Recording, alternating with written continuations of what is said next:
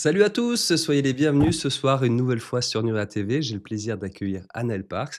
Cette fois-ci, il n'est pas question d'ovni, il n'est pas question de médiumnité, il s'agit de recherche dans un lointain passé. Ce soir, on s'intéresse à l'Égypte antique, plus particulièrement aux prophéties de l'Égypte. Je vous propose qu'on accueille Anaël tout de suite. Salut Anaël, sois la bienvenue. Bonsoir Guillaume, bonsoir les Nuréens, bonsoir les Nuréennes. Quel plaisir de me retrouver parmi vous. Notre petit rendez-vous mensuel, on commence à y prendre goût, donc merci infiniment d'être aussi régulière sur notre antenne. C'est vraiment un plaisir que de t'accueillir à chaque fois, Anaël. Le mois dernier, on avait proposé une émission qui était plus en lien avec tes capacités médiumniques. D'ailleurs, si vous ne l'avez pas vue, il est encore temps de la voir en replay, les amis. La fois précédente, on avait parlé ufologie à travers les travaux que tu avais présentés dans tes deux précédents ouvrages. Et cette fois-ci, on va plus du côté archéologie, histoire, s'intéresser à l'Égypte antique. Et on en parlera un peu plus tard dans l'émission parce qu'il y a un livre aussi qui va arriver dans les mois à venir et qui va regrouper tous ces travaux que tu as faits sur ce passé-là. Ce soir, on va s'intéresser aux prophéties de l'Égypte antique. Voilà un dossier qui semble alléchant.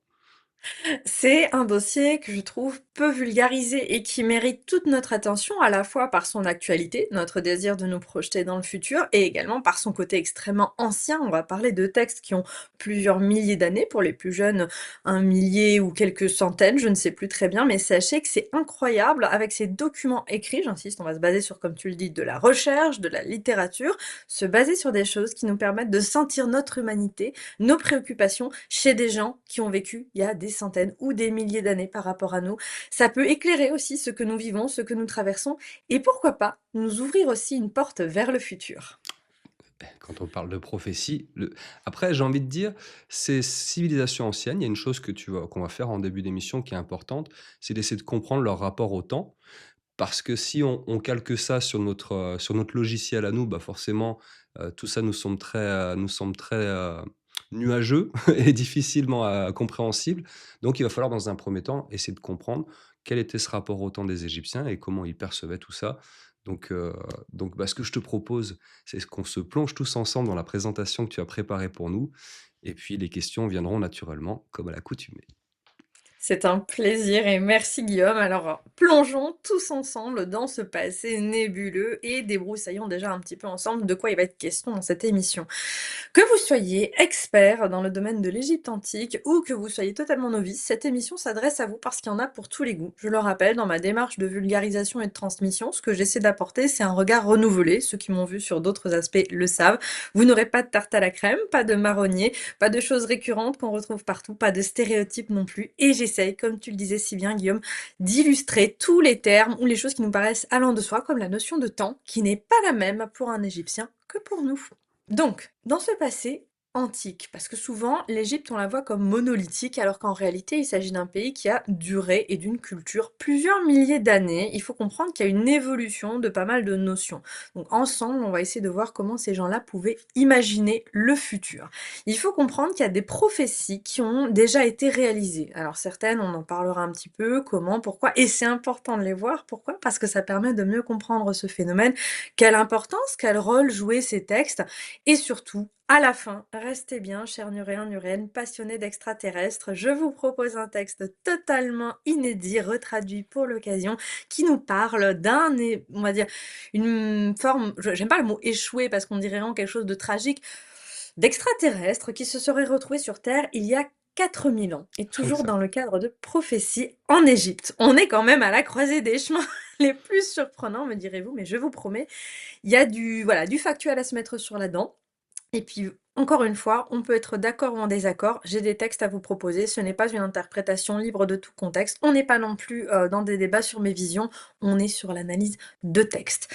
Il y a pas mal d'éléments qu'on va pouvoir voir aussi dans cette vidéo qui sont issus des recherches de terrain qu'on a pu mener avec Anton Parks lors de notre voyage en avril 2026, qui a énormément influencé mon prochain ouvrage, qui était déjà écrit, mais il faut savoir que la recherche sur le terrain fait aussi partie des éléments qui Mmh. font que parfois je propose des choses qui n'ont rien à voir avec ce qui se lit ou ce qui se voit ou ce qui s'entend ailleurs, parce qu'il y a ce contact, et c'est ce que j'invite toujours les gens à faire, que d'ailleurs vous adhérez ou pas à ma démarche de voyage ou à mon raisonnement. Allez voir le patient zéro, allez voir sur le terrain, ne restez pas spectateur, devenez acteur, devenez aventurier de votre propre vie. Ça, j'aime l'entendre. C'est beau de rappeler le pouvoir d'entreprise que nous avons. Nous ne sommes pas des machines à nourrir et à ingérer. On est aussi des êtres de cœur et de corps qui devons vivre l'expérience pour, bah, déjà ne serait-ce que s'épanouir intellectuellement. J'aime beaucoup cette expression que tu réutilises souvent et dans divers domaines sur lesquels tu mènes des recherches, c'est patient zéro. C'est-à-dire que c'est revenir à l'origine des choses et essayer de déconstruire tout ce qui a venu parasiter l'information première, soit consciemment et volontairement, soit involontairement. Mais dans tous les cas, une information, bah, demande à être déconstruite pour retourner à sa source, ce fameux patient zéro et ça, c'est vraiment appréciable dans ta démarche, ouais. Ben, merci infiniment et tout ça, je j'insiste, ne vient pas de, je sais pas, d'un don de l'esprit qui me serait, différent des autres. C'est à cause de mes visions que j'ai construit cette personnalité-là, parce que j'ai voulu me poser la question de: «Qu'est-ce que c'est? Pourquoi on me dit ça et qu'est-ce que je vais en faire?» Donc je suis allée chercher les patients zéro, je suis allée chercher, bah, des éléments pour confronter ou pour opposer Mmh. ce qui avait été vu et c'est ce que j'encourage toute personne qui reçoit des informations à faire. Parfois on n'a pas la réponse, mais c'est pas grave, allez vers ces patients zéro. Effectivement, il y a rien de plus enrichissant. Alors, le futur, du point de vue de l'Égyptien antique, ce n'est pas nous, en fait. C'est assez drôle d'y penser comme ça. On va voir qu'ensemble, ils ont des visions du temps comme différentes lignes qui se confrontent et en même temps, tout ça est compris dans un grand temps, le Méen, le temps absolu. Vous inquiétez pas, je vais l'illustrer un peu plus en détail. Toujours pour ces histoires de perspective, je vais me permettre, pour ceux qui ne les connaîtraient pas encore, de vous présenter les prophéties, en tout cas ce qui est dit comme des prophéties, de Léonard de Vinci. C'est vrai, quand on dit ça, à qui on pense à Nostradamus. Moi, celle que je vous propose aujourd'hui, c'est ce fameux Léonard qui lui aussi a écrit ce qu'on appelle des aphorismes, des phrases très très courtes qui en fait sont étonnamment actuelles aujourd'hui. Je vous en propose donc une. Les hommes croiront voir de nouvelles ruines au ciel, et les flammes qui en descendent sembleront s'envoler, épouvantés. Ils entendront les animaux de toute espèce parler le langage humain, et en un instant ils courront, sans se mouvoir, vers diverses parties du monde. Ils verront dans les ténèbres les plus grandes splendeurs, aux merveilles de l'espèce humaine. Quelle frénésie t'a ainsi poussé! Tu converseras avec les animaux de toute espèce, et eux avec toi. Alors quand même, on va s'arrêter 2 secondes là-dessus, déjà pour Ah le oui, remettre ça dans son ça ça demande une contexte. petite lecture de analyse de texte, si tu veux bien. Une petite analyse de texte, comprendre que, ça, c'est à la base pas des choses qui devaient être communiquées au public. C'est des petits aphorismes, des petits textes que Léonard de Vinci jetait sur ses carnets de croquis, pardonnez-moi, les célèbres qu'on retrouve souvent reproduits, à titre d'illustration esthétique. C'est-à-dire que c'est ses carnets de travail à lui, que souvent ils étaient cryptés, c'était écrit à l'envers. Il écrivait en fait, avec une écriture codée et une autre où il écrivait à l'envers, donc c'est pas des choses qui devaient être partagées ou alors Mmh. avec un public très choisi, comme beaucoup des prophéties auxquelles nous allons accéder aujourd'hui. J'insiste, pas de la littérature grand public, c'est pas comme le voilà, les prophéties de Nostradamus, en édition poche, largement diffusées dans toutes les boîtes à livres aujourd'hui que vous trouverez sur Oui, Paris. C'est encore différent, c'est confidentiel, c'est pour les initiés et qu'est-ce que ça implique quand on est initié? Non pas qu'on est supérieur moralement, mais qu'on est capable de réfléchir différemment. Parce que la première chose à laquelle, bah, peut se livrer un on va dire un spectateur contemporain, c'est dire: «Mais il me parle des drones, il me parle du Neuralink ce monsieur». Alors je peux alors dire je sais pas où toi tu vois des drones. Je rappelle, hein, les hommes croiront voir de nouvelles ruines au ciel. mmh. Alors moi déjà de nouvelles ruines au ciel, tu sais, j'ai pensé à ces, comment dire? À ces illusions d'optique qu'on a Oui. parfois où on voit, dans le ciel des châteaux ou autres. Il y a des illusions d'optique vraiment Les Fata pertinentes. Morgana. Exactement, ce genre de choses. Et après et les flammes qui en descendent sembleront s'envoler épouvantés. Ils entendront les animaux de toute espèce parler le langage humain. Pour moi, ça reste très très vague tout ça. Ah, quand je le lis, première pensée, moi, c'est ruines et se mouvoir sans bouger. Ils courront sans se mouvoir. On est sur des drones qui permettent de voir de loin et qui sont Oui, énigmatiques, qui oui. appartiennent au passé, qui ont les formes de vieux vaisseaux spatiaux.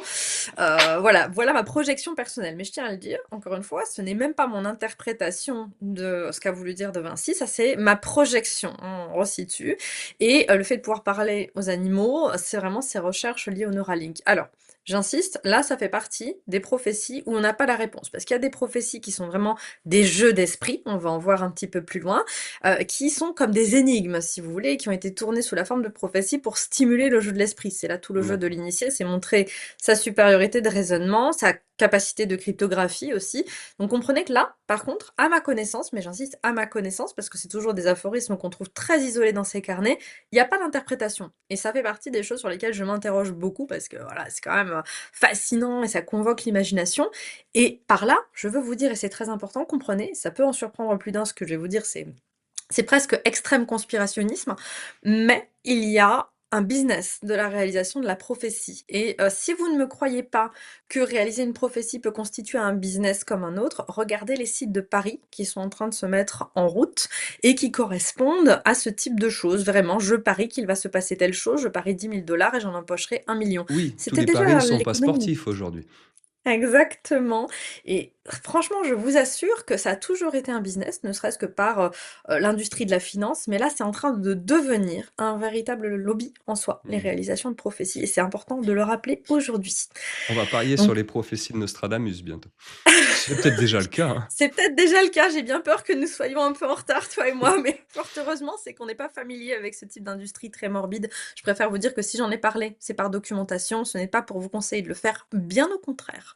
Juste pour avant de passer à la suite, un petit point rapide sur Léonard de Vinci, personnage, complexe, génialissime. Mais là, quand il fait des prophéties, c'est de quel ordre? C'est de l'ordre de l'intuition? On ne sait pas. Ce sont des aphorismes écrits à la va-vite sur des carnets de notes sur lesquels à côté vous avez de très grands dessins purement techniques, parfois certains réalistes, dont d'autres considérés aujourd'hui par ceux qui ont tenté de les reproduire comme irréalistes. Moi, je me pose la question d'avec qui il dialoguait et quels étaient les enjeux exacts. Est-ce que aujourd'hui on le présente comme tel, un pur jeu de l'esprit gratuit? Moi, pardonnez-moi, je suis pas sûre. Je me demande si cet homme n'était pas un inspiré, Le sincèrement, le mais côté pas, gratuit voilà. de la chose, à la lecture du texte est pas même si on ne comprend pas, qu'il reste hermétique, mais Ouais, on me semble pas gratuit. Bon, du tout. mystère. Du tout et c'est très, très mystérieux. C'est un sujet sur lequel je suis depuis, bien 15 ans et que j'espère un jour pouvoir vous présenter de manière un peu plus étoffée parce que c'est un grand monsieur. C'est quelqu'un qui a heureusement été un peu plus remis au goût du jour grâce à je pense à des séries récentes ou des adaptations romancées de sa vie. C'est quelqu'un qui non seulement en fait, il faut sortir de l'idée du génie maudit. Il est le produit d'un processus social, il est le produit d'un déterminisme et c'est très intéressant d'étudier pourquoi il est devenu ce qu'il est devenu. C'est voilà, encore une fois, vous l'avez compris, il y a de l'admiration, mais aussi une vision un peu plus large de cette Mmh. personne qui, pour moi, est aussi un inspiré, même si j'en ai pas la preuve aujourd'hui. J'espère qu'on en parlera un jour. J'aimerais aujourd'hui te montrer, Guillaume, ce petit bijou. Quand tu le vois, qu'est-ce que tu vois? Je vois un scarabée, donc un scarabée bleu. Et vous, chers Nuriens, n'hésitez pas en commentaire à nous dire ce que vous voyez, ce que vous pensez, ce que ce symbole, souvent associé à l'Égypte, vous évoque. Alors, pour venir au secours de l'interprétation qu'on va en donner, je vais citer le texte des pyramides que vous pouvez voir à l'écran. Je suis Khépri, donc le K et le H, ça se dit Khé, qui vient à l'existence de lui-même. Alors, comprenez que cette idée d'autogénération et de génération perpétuelle fait, généralement, on le traduit en égyptologie par celui qui devient, celui qui est en devenir, c'est cette idée-là, comprenez, qu'on sort du temps. Le temps des dieux n'est pas le même que le temps des humains. Et ça aussi, c'est très important de le dire, parce que souvent on se dit, tiens, je lis un conte, notamment par l'intermédiaire des textes grecs, qui me dit que, je sais pas, au début des temps, Isis a fait ceci ou cela avec le durée. On parle pas du temps humain, on parle d'un autre temps. Donc comprenez que cette vision qu'on a archaïsante d'un monde égyptien où il y a des gens, ils vivent dans le passé, ils sont tous superstitieux, ils parlent d'un temps avant les hommes et puis d'un temps de eux, l'humanité, à un temps qui viendra après les hommes.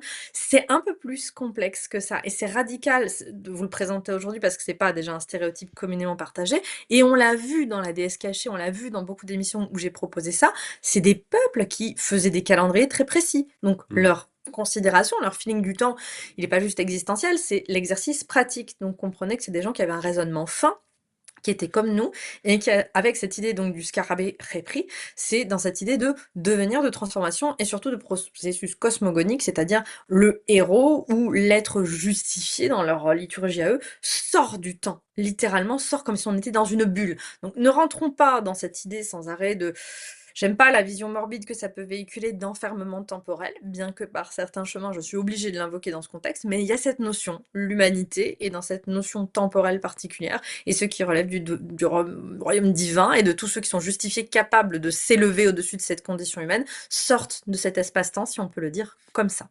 D'accord. Comprenez Quand on voit ce symbole du scarabée, on se dit: «Ah bah, ils sont mignons, ils étaient naturalistes parce qu'il roule sa bouse et après il plante ses petits dedans et puis on le voit pas couver ses petits, ça sort du sol. C'est une idée de renaissance». Pourquoi pas? L'observation naturaliste, je veux pas l'invalider avec mon interprétation, on va dire, basée sur la liturgie. C'est pour vous apporter un éclairage complémentaire, ça n'invalide pas cette interprétation qui est tout aussi juste, comme quand on dit: «Tiens, le pélican, il s'ouvre le cœur et il donne son sang à ses enfants». C'est un des symboles aussi qu'on retrouve dans ce contexte-là.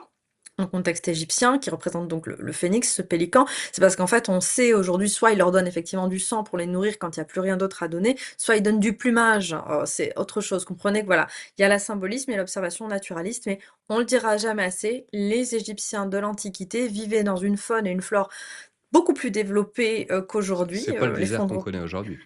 voilà, l'effondrement écologique était, pas encore, bien en route et du coup, forcément, il n'y a pas que du naturalisme. Il y a aussi cette interprétation symbolique qu'il faut remettre dans tous les textes que vous pouvez trouver, j'insiste, à travers les millénaires d'existence de cette culture. Donc ce On symbole de ce scarabée, Khépri, si je résume, ça symbolise l'espace des dieux, oui. donc en dehors du temps, et quand il dit je qu'il vient à l'existence de lui-même, c'est-à-dire qu'il n'a pas de maître au-dessus de lui, de créateur? C'est ce qui est, certains aimeraient bien, on va en parler beaucoup de l'ouroboros, dans la table d'émeraude, ce qui est accompli en soi, ce qui est conçu et ce qui n'évolue plus. En fait, ce qui est de toute éternité. C'est celui qui est passé ce qu'eux appellent au stade de justifié. Le temps n'a littéralement plus de prise sur lui et il D'accord. quitte l'ordre des choses et l'ordre des choses, c'est quoi? Souvent, on l'interprète comme l'idée de justice ou de vérité, c'est la Ma'at. La Ma'at, avant tout, si on regarde l'interprétation vraiment dans le contexte des textes égyptiens, alors si je parle pas des gens qui ont interprété les textes au premier degré, ce qui ressort comme idée, cette idée de l'ordre des choses. Et ça, c'est important. Lui, il est réalisé, le scarabée, celui qui est devenu l'initié scarabée, il sort de tout ça, il sort de ce cycle de causes et de conséquences. Donc, pardon, là, c'est une interprétation personnelle, mais du point de vue du New Age moderne, on aurait tendance à dire il est sorti du cycle des causes et des conséquences, il s'est libéré du samsara, ça y est, il est en dehors de tous ces cycles-là perpétuels dans lesquels nous, êtres Mmh. humains, nous sommes englués. Et quel est l'autre écho auquel renvoie le scarabée? Il représente la parole. Alors, pour ceux qui sont férus, de littérature biblique, évidemment, c'est le verbe et donc ça, celui qui s'est réalisé, c'est la parole performative, celui qui s'est totalement réalisé. Donc encore une fois, on voit le transit de certaines grandes idées, de certains grands symboles à travers ce scarabée. Parce que sinon on se dirait: «Bah, le scarabée, j'insiste, il est joli, il est mignon», puis certaines espèces peuvent avoir des propriétés, des principes actifs médicinaux, mais ça va plus loin que ça. Donc comprenez que dans notre idée du temps, ça nous emmène déjà loin. Quand vous le voyez, j'espère que vous en verrez souvent des scarabées, pensez à cette idée, pensez à cette en dehors liturgique qui est rare, qu'on ne présente pas souvent et c'est franchement dommage. De la même manière, je vous l'ai dit, l'Égyptien antique, il ne perçoit pas comme nous aujourd'hui la ligne temporelle. Pour lui, il avance à reculons. Le passé est devant lui, le futur est dans son dos. Donc comprenez que le temps, en plus pour lui, c'est la parole performative, on l'a dit, c'est cette fameuse mat. Donc comprenez quand nous on s'imagine une flèche et on a le regard tourné vers ça, non. Lui, pour lui, il y a l'inconnu, le futur qui est derrière lui, auquel il n'accédera jamais puisqu'il est toujours en transformation, en devenir, et il marche à reculons. Et ce passé est mat. Comprenez, c'est Ça, ce qui est fait, qui est déjà réalisé. c'est une conception bien particulière, donc ça, c'est une conception qu'avaient les Grecs et qui était partagée par les Égyptiens? Du moins qu'avaient les Égyptiens et qui était partagée par les Grecs?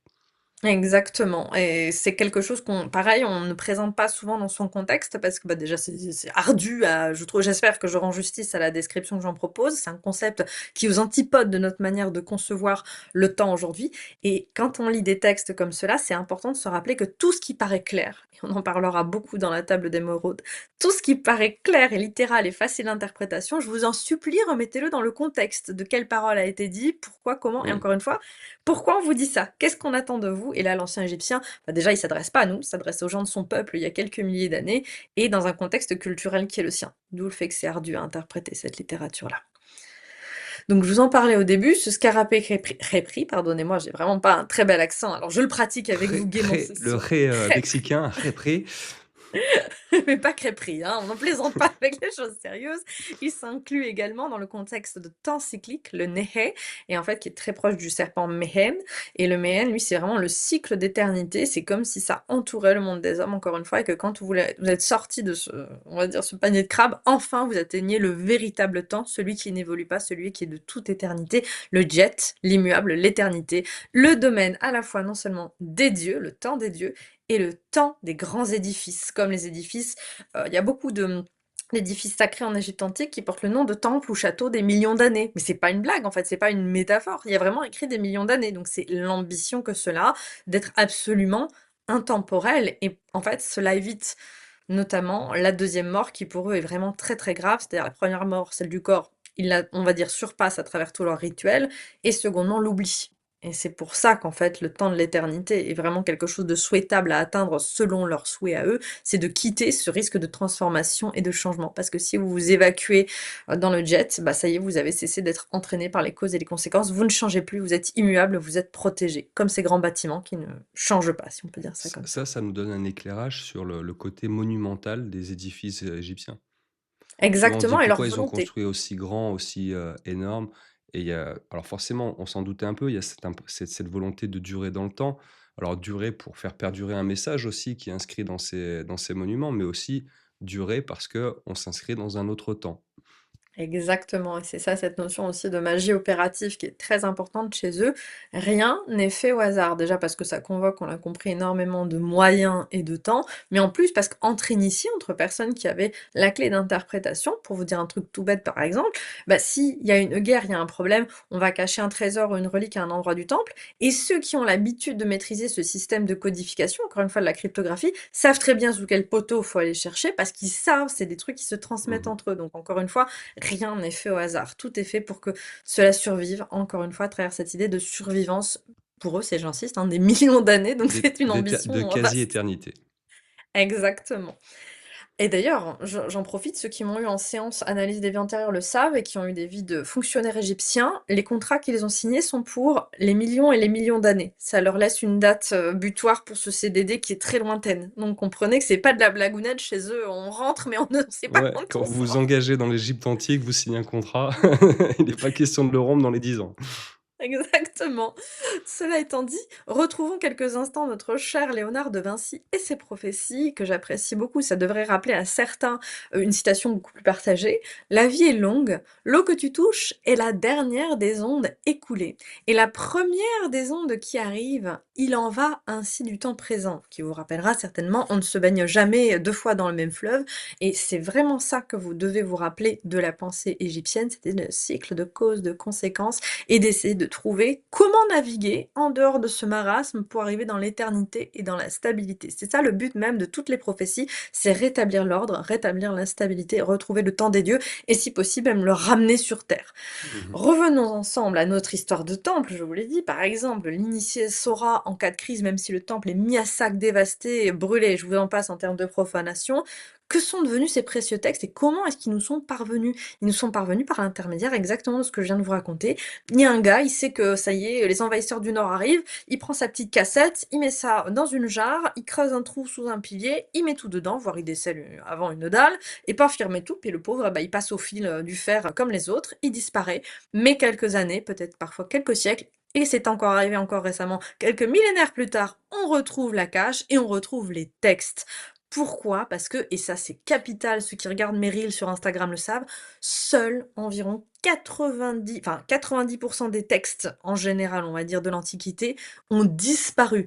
Officiellement, le chiffre qui est régulièrement repris dans des émissions France Culture et compagnie, c'est 2% de la littérature antique, pardonnez-moi, que nous connaîtrions. Je l'arrondis un peu plus, moi, à voilà 10%, pour essayer de pas trop me faire caillasser, parce que c'est un Oui, chiffre mais choc. même 10, Même c'est 10%, rien c'est du tout sur ridicule. notre passé, sur ce qu'on peut savoir et étudier de notre passé. C'est comme, pour un exemple plus trivial, si voilà, dans 100 livres de votre bibliothèque, j'en prenais 10 et que je disais: «Ça, c'est tout ce que lisait, cette personne dans sa vie». Bah, ça représente, c'est un petit échantillon, mais ça représente pas tout, ni en volume, ni en termes de pertinence et d'importance, donc il y a pas que de la malveillance là-dedans, il y a aussi, bah, les pillages, les destructions, les problèmes de conservation. Je le rappelle, beaucoup de ces textes étaient sur des papyrus ou sur des même des pierres qui ont pu, à travers le temps se dégrader, ne pas être reproduites ou être mutilées ou misinterprétées délibérément, donc comprenez? C'est pas si facile. Tout ça a l'air même les hiéroglyphes, je veux dire, il y a une évolution dans leur langage. Il y a avant le Nouvel Empire, après, vous avez le démotique, on a l'impression, vous savez, les Égyptiens, ils écrivent avec des hiéroglyphes. Non, l'école des scribes n'écrivait pas tous avec des hiéroglyphes. On passait D'accord. par le démotique et pas mal, même le grec, le copte, enfin, il y a de tout. Vous comprenez que c'est pas aussi monolithique. Donc la transmission, elle a pu être altérée à plein de niveaux.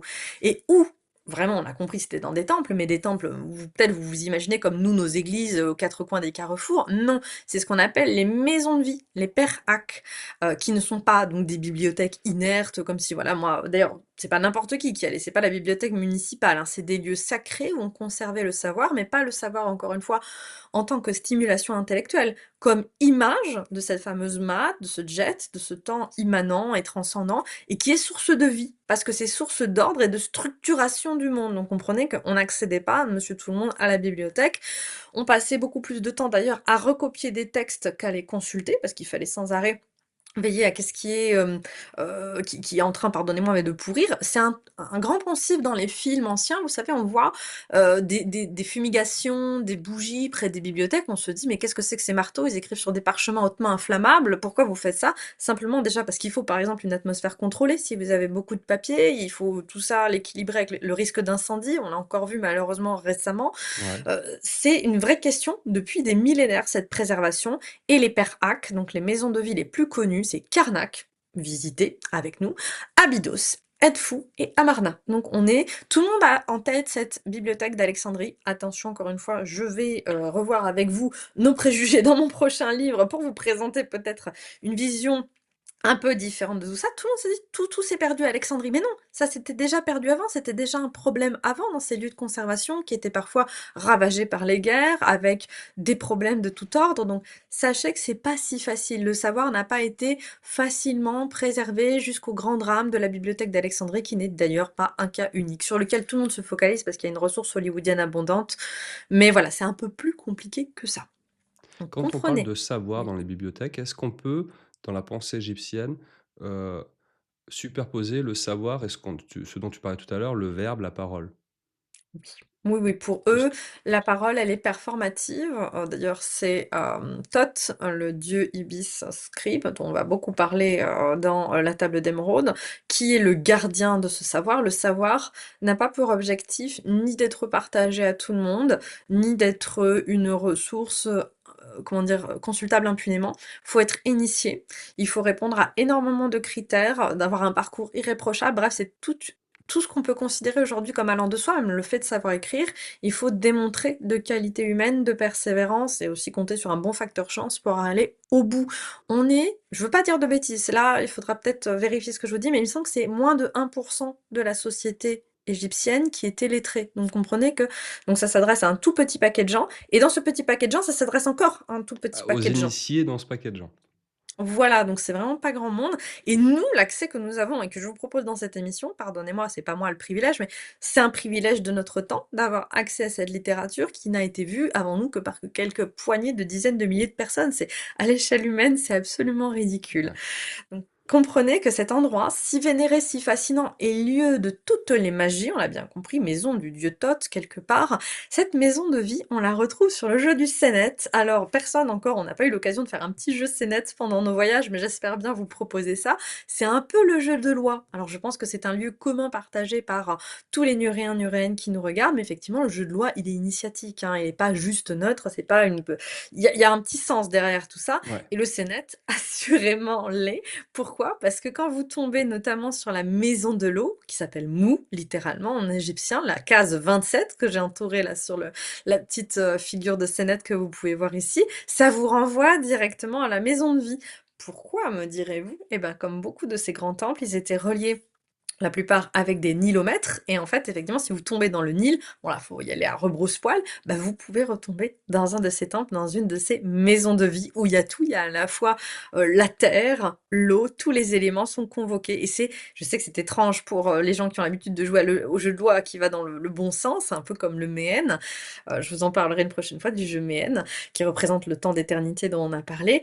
On repart au milieu du plateau où peu s'en faut. Donc c'est quand même, faut comprendre que même dans l'imaginaire l'imaginaire collectif de l'Égyptien antique, le père Hack, c'est la maison de vie, c'est un lieu d'émerveillement, de renaissance, c'est pas la bibliothèque municipale, j'insiste. D'accord. Bon, j'ai compris que les règles étaient encore un petit peu, obscures et peut-être que je les explique pas bien, donc pour ceux qui ont la référence de Kaamelott, c'est promis, je vous obligerai pas à jouer au cul de chouette avec moi et peut-être que vous avez rien compris, mais je vous assure qu'on se marre bien, c'est net. Je pense que contrairement à ce qu'on a pu sauvegarder des archives antiques, 98 des Nuriens connaissent, les références que tu fais avec Kaamelott et notre bon Perceval. Exactement. Donc après toutes ces petites marades, on va reprendre un peu le chemin du destin sinistre de ces textes donc qui ont été persécutés déjà à l'époque et qui se sont fait détruire. On le dira jamais assez, alors je le répète encore, heu, préservez tous vos livres, gardez-les parce qu'on l'a encore vu là avec ce qui s'est passé dans l'actualité sur un feu de la Saint-Jean symbolique qui a incendié un grand livre, gardez-les, c'est très précieux, je vous en supplie, tout est précieux. Même les livres que vous aimez pas, vous les donnez, vous les prêtez, faites quelque chose, mais ne, les faites pas disparaître. Et pour cela, Guillaume, me voilà encore arrivé avec une autre prophétie de Léonard de Vinci: «Des corps sans âme nous fournissent par leur sentence des préceptes pour bien mourir». De quoi s'agit-il, cher Guillaume? Alors là, j'en ai aucune idée, un corps sans âme, je parlerais de corps désincarnés, de corps de désincarnés, je dois être à côté de la c'est sur ce coup-là. Non, c'est très juste. On parle des livres, en fait, tout simplement, puisque nous en parlions. Et là, c'est sûr, on le sait, puisque Vinci a lui-même écrit dans la marge de son carnet la solution de cet aphorisme. C'est pas mon interprétation personnelle pour ce coup-ci. Et pourquoi? Bah, parce que certains le savent. Et notamment, certains grands textes alchimiques médiévals arabes, ils ont été reproduits sur du cuir pour essayer de mieux survivre que sur du papyrus ou des papiers qui risquent de pourrir, de moisir, ou que même l'encre, moi j'en ai hein, des très vieux manuscrits, où l'encre, en fait, il commence à disparaître parce qu'il est Mmh, pas de qualité suffisante. C'est ça, en fait, ces corps morts d'accord. qui nous transmettent, des informations. C'est effectivement, bah, le corps de l'agneau, par exemple, qui a été sacrifié pour en faire le cuir, tout simplement, même des livres qui ont été reliés avec de la peau.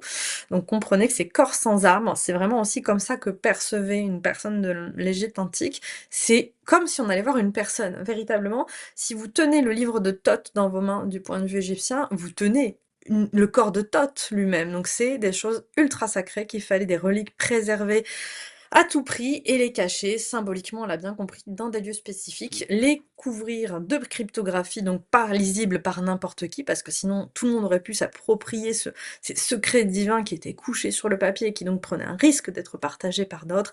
Et je vous l'affirme, on n'est pas à la fin des redécouvertes de papier. Encore aujourd'hui, on a trouvé des extraits, de l'Iliade dans une momie qui ont été réutilisés et roulés pour lui faire son petit bandelette, pardonnez-moi. Et c'est vrai que c'est pas forcément par des biais comme on imagine de cette découverte héroïque de sous un pilier, ça peut être aussi par ce genre de biais-là, par des réutilisations des livres qu'on peut retrouver. Et mon grand rêve, c'est quand même, les sérapéums.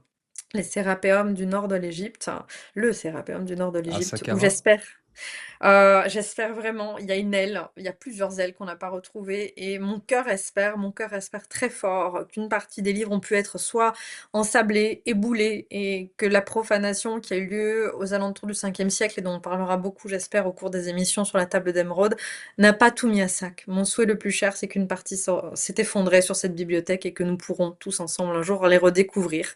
Ouais, on n'est pas à Voilà, l'abri pour de bonnes surprises. oui, oui, oui, c'est ce que nous promet la recherche et c'est pour ça que vraiment prenons soin de tout ce cher patrimoine historique, patrimoine de l'humanité. Ne cédez pas au plaisir des fouilles sauvages, ne cédez pas au plaisir des revendeurs de faux ou de même de vrais faux. Ne Ouais. prenez pas ce risque, je vous en supplie, parce qu'on détruit un patrimoine précieux. Je connais des gens qui malheureusement ont pu faire ça. Ne le faites pas, c'est trop embarrassant après ça empêche la recherche d'avancer et on a tous besoin d'une recherche ouverte, saine et qui nous éclaire tous sur ce passé-là. Oh oui. Comprenez donc que ces textes, je vous l'ai dit, c'est à la fois le corps des dieux, mais c'est également quelque chose qui peut avoir force de justice. Pourquoi? Parce que ces textes, donc on l'a compris, certains, ce qu'on va voir ensemble, sont des prophéties. La prophétie, quand elle se tourne vers le futur, c'est du sérieux dans l'Égypte ancienne. Pourquoi? Là, je vous propose un ostracon qui date, enfin un ostracon, excusez-moi, qui date de à peu près moins 1186. C'est une décision de justice basée sur un oracle, c'est-à-dire que on a un ouvrier de l'Égypte antique qui nous dit, «Moi, j'ai vraiment un souci, il faut absolument que, voilà, on sache qui est le voleur sur mon chantier». Il va demander à un oracle d'intercéder auprès du pharaon divinisé Amenhotep Ier et c'est lui qui va désigner, c'est le pharaon par l'intermédiaire de l'oracle qui va désigner les coupables lors d'une enquête instruite par la justice. Donc comprenez que c'est pas de la fantaisie. J'insiste, c'est pas Nostradamus qui écrit des trucs dans son coin et c'est mystérieux. Non, non, c'est pris vraiment premier degré, c'est méga important. Quand il y a quelqu'un en Égypte antique qui vous sort une prophétie, c'est vraiment pas pour du divertissement, contrairement à une approche littéraire de cette analyse du genre qui vise à dire mais non, c'était des divertissements, des contes pour enfants. Je suis pas sûre. Quand je vois des exemples comme cette décision de justice, pour moi, ça aurait tendance à dire que dans tous les degrés de la société, c'était pris très très au sérieux ces cas-là. À la justice égyptienne, c'était quelque chose. Alors on se basait sur un aspect magique de l'information. Oui, en tout cas sur certaines formes d'oracles. Sinon, il faut comprendre que c'est une bureaucratie très organisée qui ne plaisante avec rien du tout, qui a même une forme de jurisprudence. Enfin, c'est vraiment pas des gens qui, par superstition, se seraient tournés vers des oracles. C'est considéré comme un des ressorts possibles, à défaut d'autres témoins, de témoins crédibles, d'autres choses. Ouais. Encore une fois, ça nous éclaire sur le degré d'estime en lequel placer cette discipline-là, qui pour nous relève, pardonnez-moi, j'ai bien conscience du regard qu'on pose sur ma profession, du folklore, de l'amusement pour certains, d'autres de la fascination, mais pas forcément respectueuse. Pour eux, c'était, on peut pas dire plus haut que la justice, mais c'était quand même quelque chose de très sérieux. Et c'était pleinement assumé parce qu'aujourd'hui, heu, aujourd'hui dans nos sociétés, ne nous l'aurons pas, la police, la justice fait appel à des médiums dans Bien quelques sûr. situations, mais ne le revendique pas et ne Non, l'utilise pas comme source dans le jugement final. Là, c'est pas le cas chez les exact. Égyptiens, l'oracle vient trancher quand on n'a rien d'autre pour trancher. Exactement et je trouve que c'est très éclairant et c'est vrai qu'encore aujourd'hui, faute d'autres moyens, bien sûr qu'il est possible d'instruire avec la justice, en tout cas de lancer sur des pistes qui après sont dûment instruites par la justice, mais encore une fois, voilà, c'est marginal et plutôt caché, plutôt secret, ce qui n'est pas le cas dans cet D'accord. extrait-là. Donc si un jour ça vous intéresse, n'hésitez pas à aller le voir. J'insiste, toutes les références que je donne, je fais pas ça pour le plaisir du name dropping, je vous les donne pour montrer que ça sort pas de mon chapeau, que je me suis pas levée ce matin avec l'envie de vous dire un truc qui touche pas terre. Mais j'insiste, c'est mon interprétation et je suis d'accord avec l'idée qu'on puisse être en désaccord sur mon interprétation des faits. Ça, il y a vraiment aucun souci, vous le verrez même dans les gens très conflictuels sur les réseaux sociaux, notamment sur Instagram, qui souvent viennent me chercher en me disant: «Mais c'est pas ça». Je suis d'accord, il y a le fait, votre interprétation, mon interprétation, mais on n'est pas obligé de faire la foire d'empoigne et de se prendre, comme ça en se On a le secouant très droit de pas fort. être d'accord pour autant se tirer la tronche. Tout en étant respectueux. Donc voilà, sachez que je l'entends parfaitement, mais aujourd'hui, je vous propose cette interprétation. Et nous attaquons donc l'interprétation de la prophétie de Néferti, qui a déjà près de 4000 ans, donc c'est quand même pas une paille. Pourquoi je commence par celle-là? C'est le texte fondateur de la tradition prophétique égyptienne antique telle que nous la connaissons aujourd'hui, et surtout, elle a eu une influence par rapport à ce genre, elle a conditionné l'expression des autres, bref, elle est généralement considérée comme le texte précurseur, qui aurait même influencé la littérature prophétique perse et grecque. Donc c'est venu, on est face à un gros monument. Et ça va vous parler, je vous la lis, je vous lis un extrait. Le pays est dans la détresse. Ce qui avait été créé est détruit. Les lois sont renversées. Les étrangers boivent de l'eau de l'Égypte. Personne ne les repousse. Les armes de guerre sont saisies et le pays vit dans le tumulte. Le fils devient ennemi, le frère devient adversaire. L'homme tue son propre père. Chacun ne pense plus qu'à lui-même. Le pays périt et son destin est scellé. Ce qui était produit est détruit. Ce qui était utile devient désolation. L'étranger est rassasié, tandis que l'Égyptien manque de tout. On répond en paroles avec un bâton. Les mots tombent sur les cœurs comme du feu. Le soleil est voilé, il ne brille plus pour les hommes. Nul ne distingue plus son ombre. Le pays est ruiné, ses administrateurs sont peu nombreux et ses tribus sont lourds. Tribus, c'est les impôts. Le grain est rare, tandis que les mesures sont grandes. Les mesures, c'est le prélèvement de l'impôt. Comprenez, quand on lit ça, franchement, je pense qu'à peu près tout le monde aujourd'hui s'est identifié à ce que vivaient ces gens, j'insiste, il y a 4000 ans et se disent, «Waouh, c'est la maxi souffrance, c'est tout dans le désordre et tout est fait en dépit du bon sens et on souffre et c'est la cata». En résumé, pour le dire Oui, trivialement. c'est cauchemardesque comme prophétie. C'est assez cauchemardesque et ce qui est vraiment donc on voit les thèmes, c'est le chaos, dans le futur, mais on voit à la fin de ce texte qu'il y a un roi rédempteur qui arrive et qui apporte, voilà, le retour de la maths, le retour de la justice, le retour de l'ordre. Après l'effondrement social, la guerre civile, on trouve des corrections. C'est hyper important de savoir que plus de 2600 ans plus tard, les traditions de prophétie merlinienne reprennent, pardonnez-moi, exactement, enfin pardonnez-moi, un peu moins de 2600 ans, juste, si, 2600 ans, excusez-moi, là on est à moins 1900 et Merlin, on est sur du 1130 à peu près à notre époque, donc le calcul est bon. On trouve avec les prophéties de Merlin la même chose. Je cite: «Les fils se soulèveront contre leurs parents. Le sang s'élèvera contre le sang. Le père ne reconnaîtra pas son propre fils, et les dragons se déchireront les uns les autres.» On va passer sur les dragons, on reparlera des dragons et des extraterrestres à la fin, mais comprenez que ces préoccupations, qui aujourd'hui sont les nôtres, où, je ne citerai aucune chaîne, mais à plus soif, nous ressassons notre désespoir. C'est pas pour vous dire faites plein d'enfants et soyez dans le déni du malheur du monde, mais ça fait des milliers d'années qu'on est tous, et ça fait plusieurs émissions, je vous le dis, en train de se dire c'est la fin des haricots. Je vous Ouais. assure que c'est pas la fin des haricots, mais ça fait un moment qu'on se préoccupe de ces choses-là. Je vous dis pas d'avoir confiance en tout, mais quand même, essayons de tenir le coup et ne cédons pas au désespoir parce que ça fait un petit moment.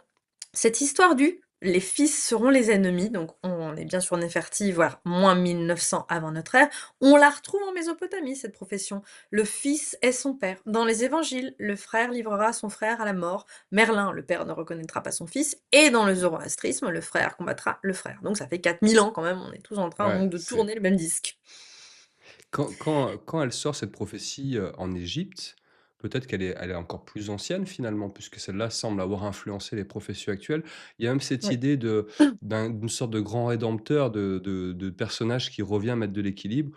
On Oui. l'a, avec la prophétie de Saint Malachie, sur la prophétie du grand monarque.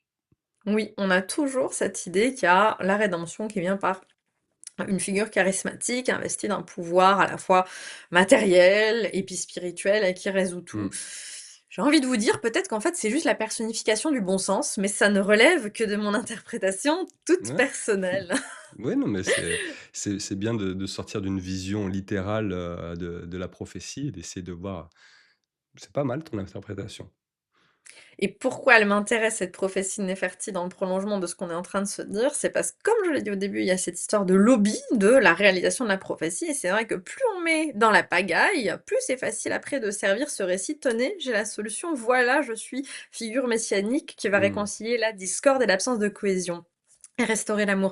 Donc prenons garde à tous les récits auxquels nous adhérons et auxquels nous nous imprégnons, parce qu'effectivement, ça, c'est dans, quand je parle des conditionnements, notamment dans les vies antérieures, ça fait partie des conditionnements qu'on entend, de vie en vie, que vous y croyez pas d'ailleurs, même si vous croyez pas aux vies antérieures, que tous vos ancêtres ont entendu et qui, incidemment, mais malgré vous, vous imprègnent par un héritage culturel. Ça fait un moment qu'on nous raconte ça, et à chaque fois qu'on nous le resserre et qu'on le revit, on est là, ah bah ouais, c'est normal, c'était attendu. Non, c'est un conditionnement par répétition. Mmh. Faisons donc attention à ce à quoi nous prêtons l'oreille.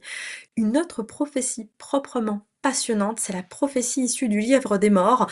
Alors, le Livre des Morts, encore une fois, c'est le nom qu'on donne à un livre qui s'appelait à la base le livre pour sortir au grand jour, donc qui n'a aucune connotation morbide, qui s'adresse aux morts qui ont reçu une sépulture dans la tradition égyptienne, qui vise donc à sortir l'âme du corps, si on peut dire ça comme ça, mort, et l'incorporer de manière magique sur d'autres supports. Aujourd'hui, on va pas rentrer dans le détail, mais comprenez que c'est une forme de magie très élaborée et donc il y a plusieurs manières de codifier, les chapitres. Si j'en ai un, j'aimerais bien vous le sortir, j'en ai pas sous la main. J'ai plusieurs exemplaires, donc moi je travaille, je préfère vous le dire, sur des éditions hiéroglyphes, translittération, traduction, traduction comparative, hein, donc vous dites pas que, voilà, encore une fois, elle s'est levée, elle sait lire les hiéroglyphes et tout est facile, non, ça relève d'une Il y a vraie du démarche. il y a du travail. Et voilà, et cet extrait que je vous propose, moi, dans mon édition, c'est le chapitre 175, mais il est possible que sur d'autres éditions, vous puissiez le trouver sous un, voilà, un autre, nom, mais sachez que ça vient bien du livre dit des morts. Donc, dans ce chapitre 175, qui c'est qui parle? C'est Atum, hein, la force suprême, le dieu caché, qui annonce qu'après des millions d'années, mais des millions d'années à partir de quand? Je trouve la On ne sait question très pas. pertinente. Je, dit Atum, détruirai tout ce que j'ai créé. Cette terre retournera, pardonnez-moi, au Noun, c'est l'incréé, c'est le chaos, aux eaux primordiales, ça vous rappellera quelque chose que vous avez lu dans la Bible si vous êtes attentif, comme son premier état, car je suis celui qui demeurera avec Osiris, après que je me serai transformé en un autre serpent que les hommes ne connaissent pas et que les dieux ne voient pas. Arrêtons-nous sur cette étrange formulation. Je me serais transformé en un autre serpent. Me dites pas c'est une erreur de traduction, c'est ce qui a écrit en toutes lettres. Vous pouvez le voir sur ce diapositive. Il n'y a pas de débat sur l'interprétation de ce qui est écrit. Il y a bien écrit ce qui a écrit. Donc on va en reparler en fin d'émission de ces autres serpents. Et qu'est-ce que ce serait? C'est bien ça qu'annoncent les prophéties, le retour du grand serpent. On va en parler encore un peu plus loin. Une partie des prophéties égyptiennes aujourd'hui ne sont pas évoquées, je pense, en littérature grand public ou même chez les spécialisés, c'est un truc qui intéresse, une frange assez minoritaire. Pourquoi? Parce qu'on se le dit en face, c'est quand même super bizarre. Bon, vous qui connaissez Annelle Parks, Anton Parks, je pense que ça va pas spécialement vous faire frémir, mais Le en côté dehors le de ce côté reptile ne nous surprend pas. en dehors de ce contexte, faut dire quand même que c'est difficile à communiquer au grand public. Alors en fait, voilà, on vous explique que le dieu caché vous dit: «Il va se transformer en serpent, ça sera la fin des temps, youplala et tout sera détruit». Ouais, non, c'est pas un truc facile à vulgariser au grand public, donc comprenez que ça fait partie aussi des prophéties attendues du point de vue égyptien. C'est-à-dire que quand l'ordre suprême sera vraiment arrivé au bout de cette réalisation des causes et des conséquences dans le monde des hommes, on remballe la création, et puis il reste plus que les grands serpents. Ça laisse une perspective assez rêveuse, donc on est, moi en tout cas, si on voulait enlever toutes mes histoires, voilà, donc on va évoquer un peu plus loin avec des espèces de grands serpents divins, prenons l'exemple du Big Bang et du Big Crush, qui est au moins évoqué, je dirais, à travers ce type de littérature, qui est création en expansion, création en rétraction. Et ça, on le retrouve même dans le Tzimtzum, pardonnez-moi, talmudique, avec cette idée de expansion, chut, Ouais, referme. inspirer, expirer, le souffle de la vie. Mais vraiment, et cette idée-là, elle est importante parce qu'on comprend qu'ils avaient tout ce que nous, on considère être comme des élaborations modernes de la spiritualité et de notre vision du monde. L'homme est homme depuis maintenant quelques dizaines, centaines de milliers d'années, et on peut pas dire qu'on est le même que ces hommes qui ont lu et écrit ces textes, mais pas loin. Donc n'enlevez jamais cette part d'humanité aux gens qui ont laissé ces écrits, et dites-vous, si moi j'avais écrit ça, qu'est-ce que j'aurais voulu dire par là? Je vous assure que bien souvent, Mmh. l'interprétation vient tout naturellement. On va rebondir ensemble sur une autre prophétie que j'apprécie énormément, celle du prince prédestiné. Et ça va rappeler ceux qui apprécient les fables de La Fontaine, tout de suite vont sauter de leur fauteuil et me dire évidemment. Alors je vous fais un résumé. Je cite, mais voilà, il y a quelques abréviations. Un roi eut un enfant mâle. Quand les Hathors vinrent pour lui destiner un destin, elles dirent. Alors, je fais une petite parenthèse. Oui, elle destine un destin, c'est bizarre, c'est voilà une forme néologique pour dire que c'est un peu comme les marraines bonnes fées, c'est à tort, ce sont les prêtresses qui viennent pour réaliser l'oracle premier après la naissance de l'enfant pour lui assigner son destin qui est triple. On en reparlera un petit peu plus tard. Donc qu'est-ce qu'on dit les Hathors? Je cite, qu'il meurt par le crocodile ou par le serpent, voire par le chien.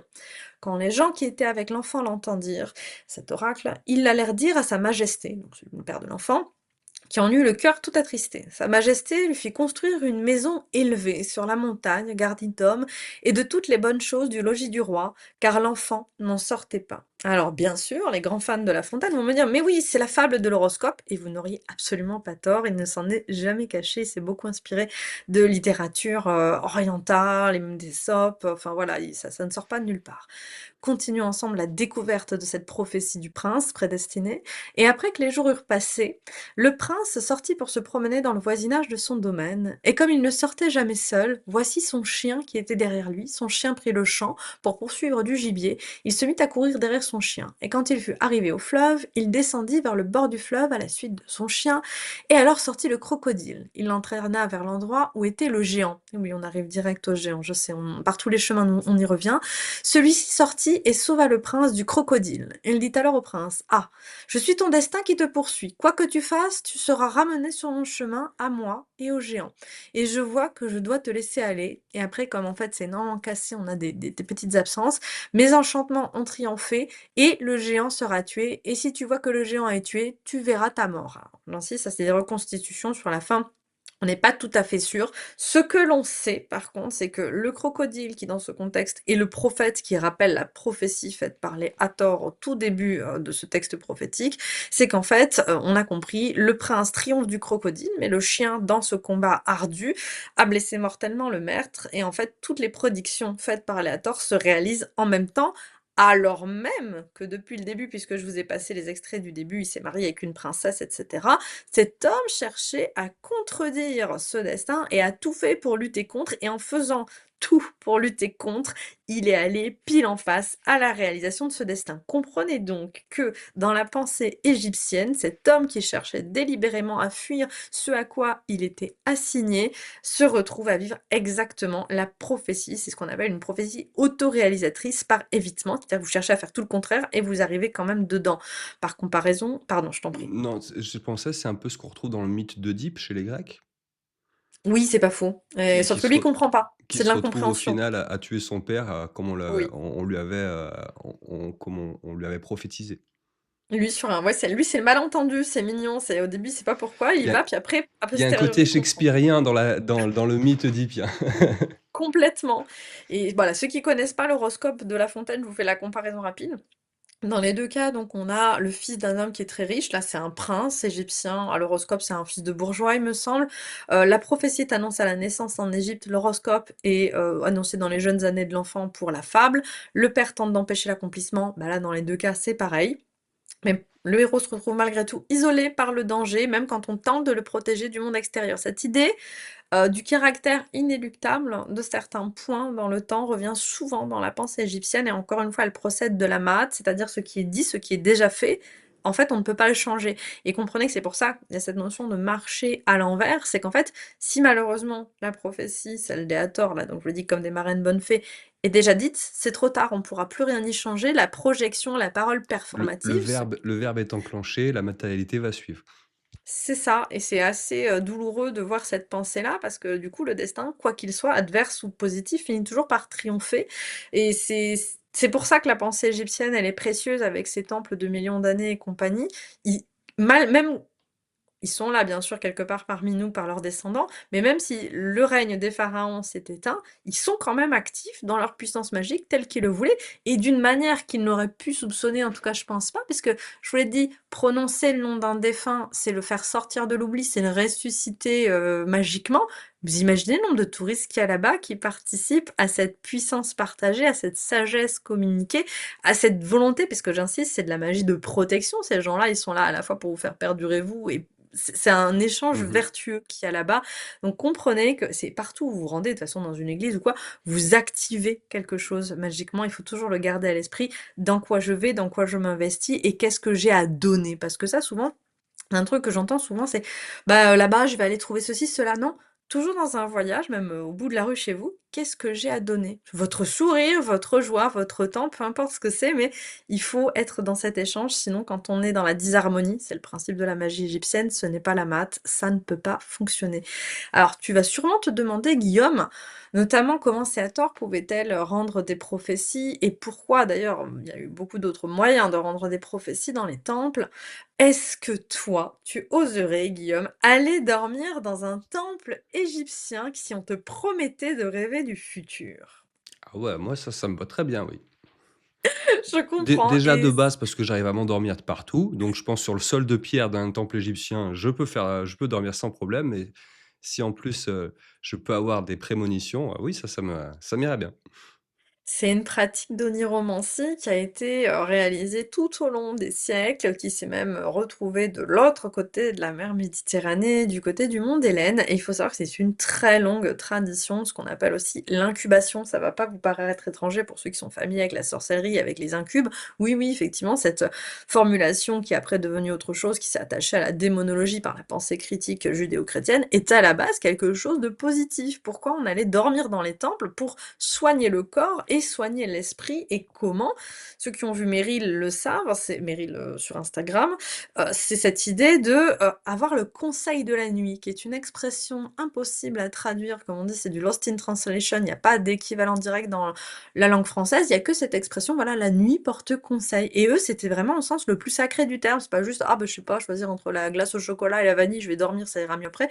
C'est beaucoup plus profond que ça, c'est cette idée de: «Je vais savoir ce qui est juste de faire» et cette coutume, elle était vraiment très, très vivante et jusque dans les années 70, à ma connaissance, elle a même été pratiquée par des occidentaux sur des temples égyptiens. Les plus célèbres, c'est le temple d'Imhotep, aujourd'hui perdu, dont on sait qu'il se trouve quelque part, près de la grande pyramide de Saqqara et à Dendera, mais alors là, c'est beaucoup plus facile de savoir où les gens dorment puisqu'il y a plus les dortoirs, mais on voit assez bien où ça a pu se produire.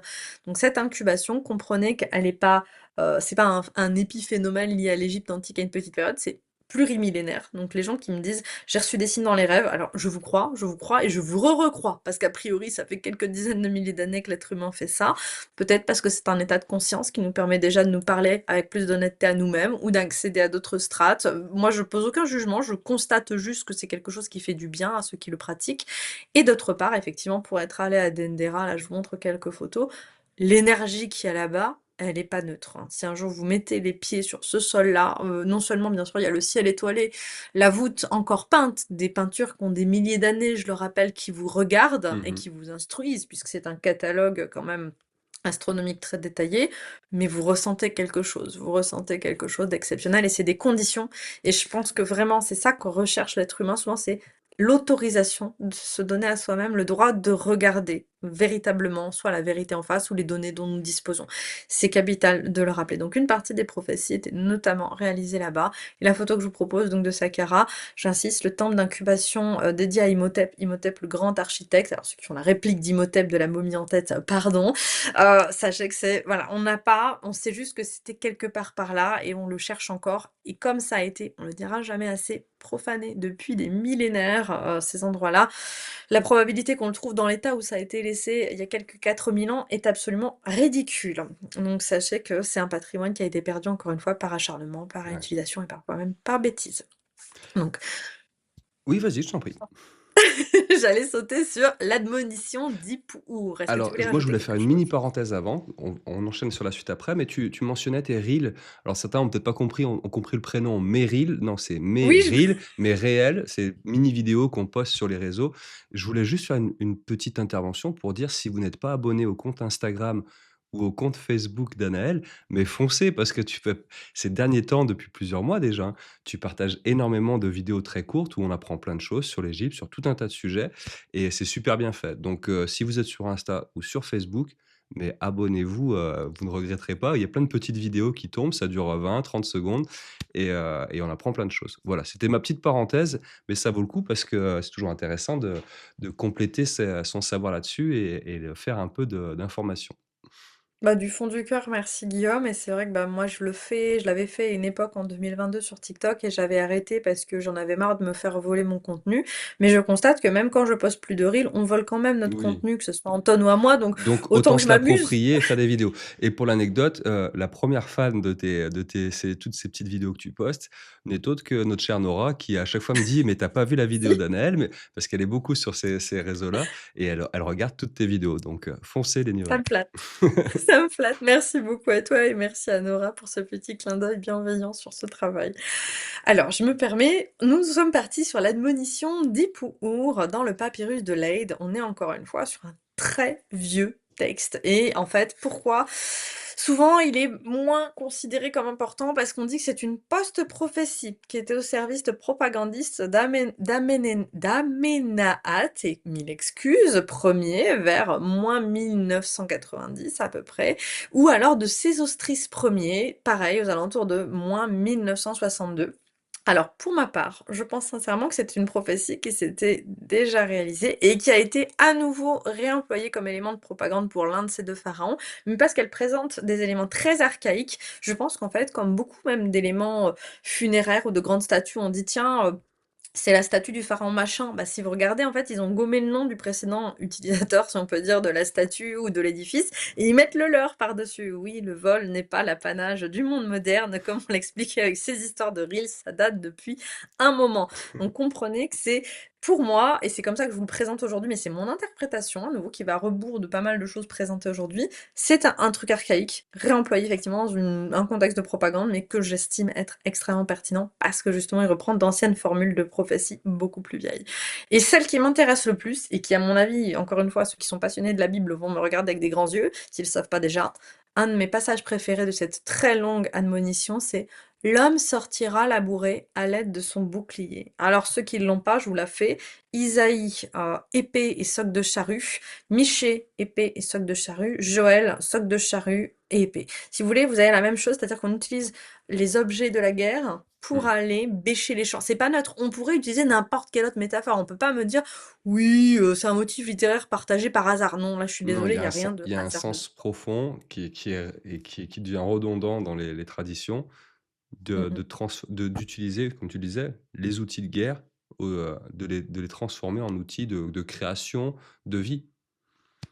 Et c'est ce qu'on voit aussi dans, La Tablette traduit par Anton Parks dans Éden, avec cette idée de Dieu initiateur qui offre l'outil et l'outil est à la fois l'objet de l'agriculture, la bêche et également le truc sur lequel vous allez cogner, pour casser la tête à votre voisin. Donc on est toujours sur la même métaphore littéraire filée aux 4 coins de la Méditerranée avec la même puissance et je vais même encore, pardonnez-moi, vous allez rire, revenir à nos dossiers OVNI puisque c'est quand même, une référence directe pour, en 1958 aux États-Unis, le projet Plowshare, qui s'appelle donc les socs de charrue en référence à Isaïe, directement, hein, il l'assume comme tel. C'est qu'en fait, on va créer une arme tellement horrible qu'on va tout transformer, toutes nos armes en socs de charrue pour pouvoir faire plus que de l'agriculture, puisque toute guerre sera annulée parce qu'on aura créé l'arme ultime. Donc comprenez, encore une fois, cette idée de prophétie qu'on doit réaliser, ça peut-être touche des milieux que vous ne soupçonneriez pas, et c'est Et important de et s'en ça rappeler. dure dans le temps puisque là, on est sur le milieu du XXe siècle, donc une période très récente.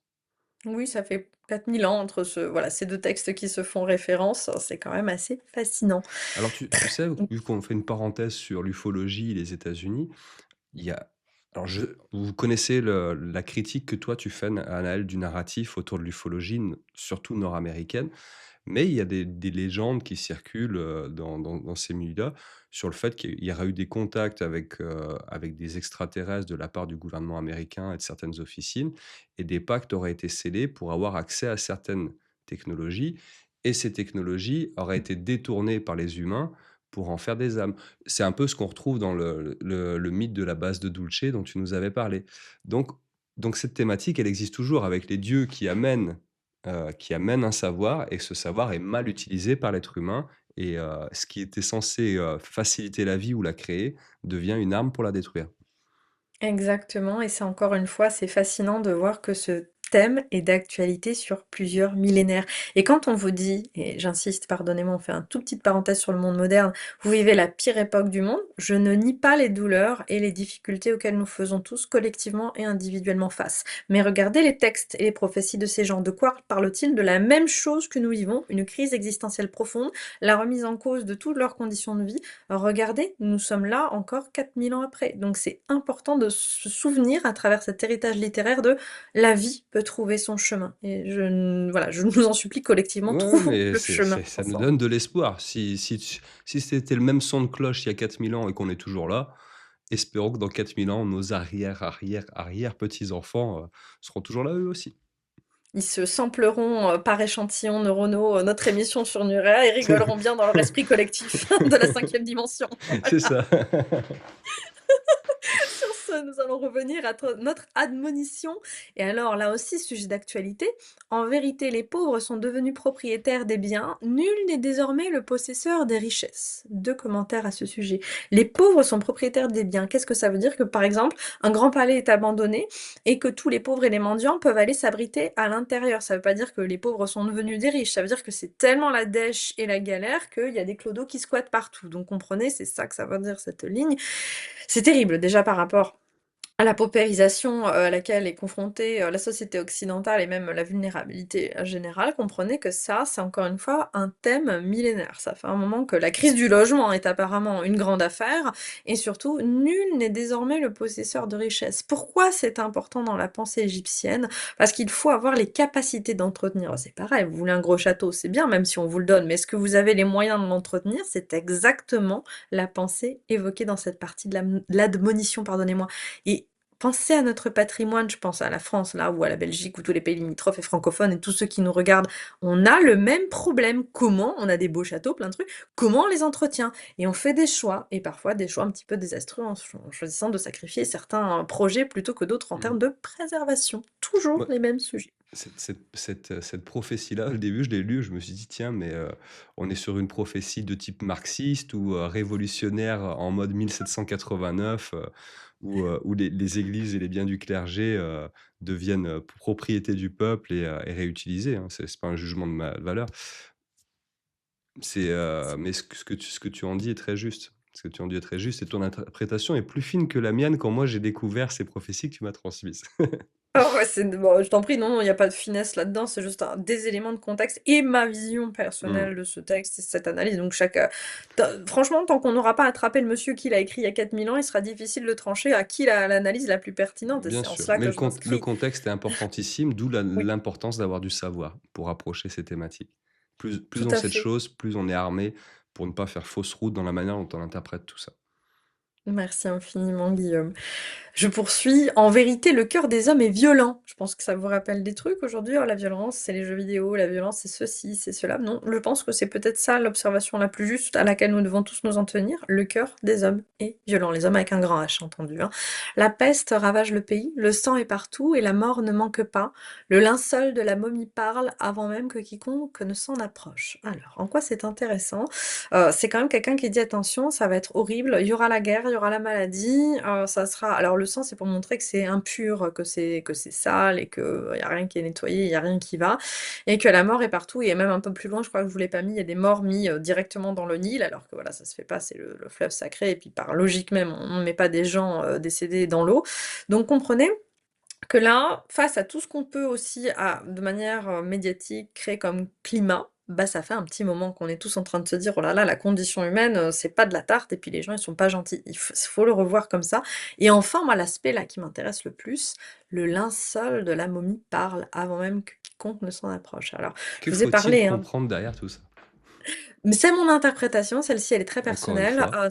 Voilà, je le rappelle à toute fin utile quand même, je ne me pose pas en détentrice de la vérité absolue et cosmique, sinon je serais pas là. Je pense que j'aurais mon petit entonnoir sur la tête et je courrais les rues. Donc voilà. C'est le linceul, c'est cette capacité en fait que le thaumaturge, le prêtre qui est en charge de communiquer avec les morts, comme celui qui s'est rendu auprès du pharaon dans la décision de justice qu'on a vue en tout premier lieu, il va alors faut comprendre que on imagine, je sais pas pourquoi, les tombeaux des pharaons, scellés. Alors non, d'abord il y a une petite chambre, comme un petit temple dans lequel l'initié seul, donc le thaumaturge, le prêtre thaumaturge se rend pour aller interroger la statue dans laquelle est censé vivre l'esprit du pharaon. Attention, alors si c'est super, c'est du méga sérieux, hein, c'est pas juste on va Mmh. parler à une statue et c'est du vrai, pour eux, c'est du vécu. Ils vont voir le pharaon incarné dans sa puissance de toute vie et d'éternité. Et après, derrière, vous avez les chambres où il y a tous les fameux trésors et pataquès, hein, mais ça, c'est un truc dans lequel on peut encore rentrer, donc tout n'est pas fermé, tout n'est pas condamné.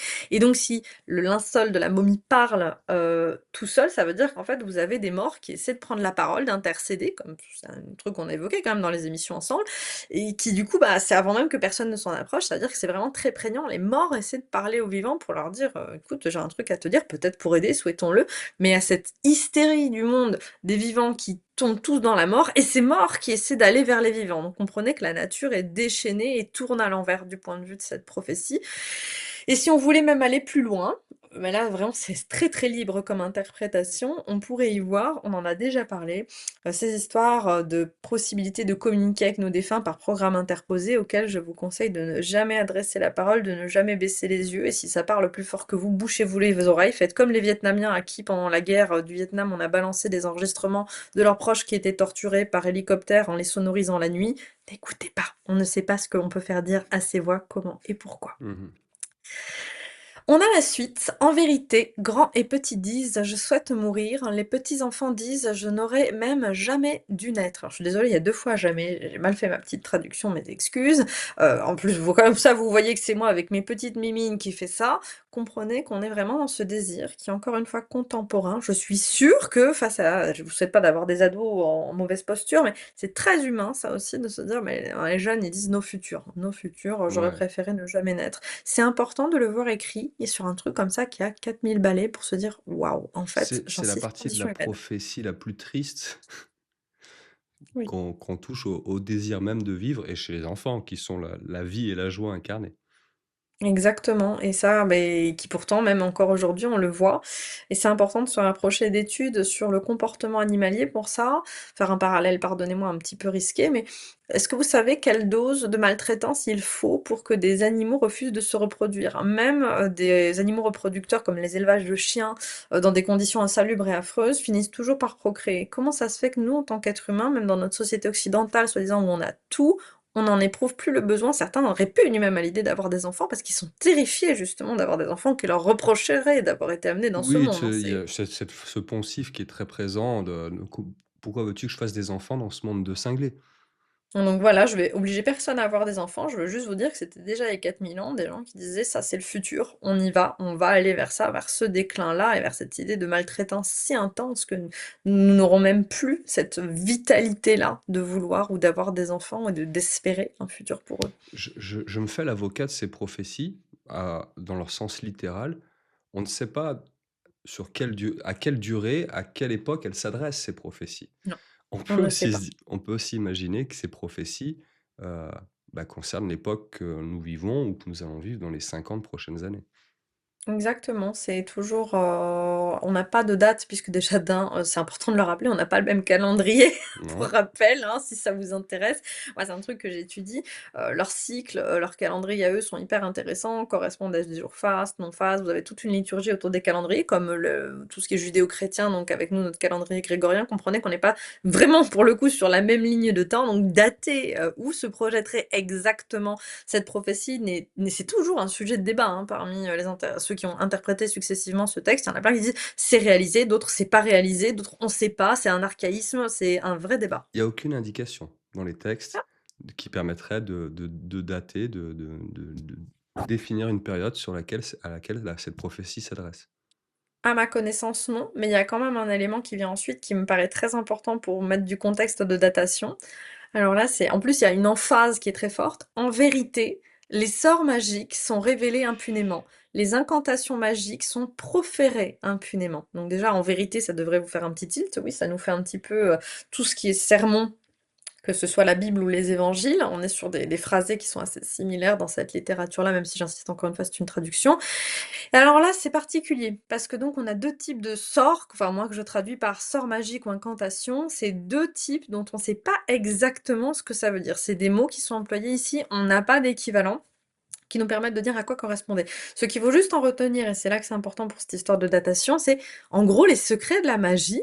Déjà, ont été révélés impunément, on en parle comme ça, comme on vend n'importe quel livre au grand public, et les incantations magiques sont proférées. Alors, je voudrais pas faire frémir trop nos auditeurs à l'idée que le New Age serait peut-être le marqueur temporel donc de la réalisation de cette prophétie, mais quand même, j'ai envie de vous dire, peut-être bien, faudrait croire. On a la suite dans les éléments de marqueurs qui pourraient être supposément marqueurs temporels. En vérité, les scribes de l'Égypte antique ont vu leur écrit détruit.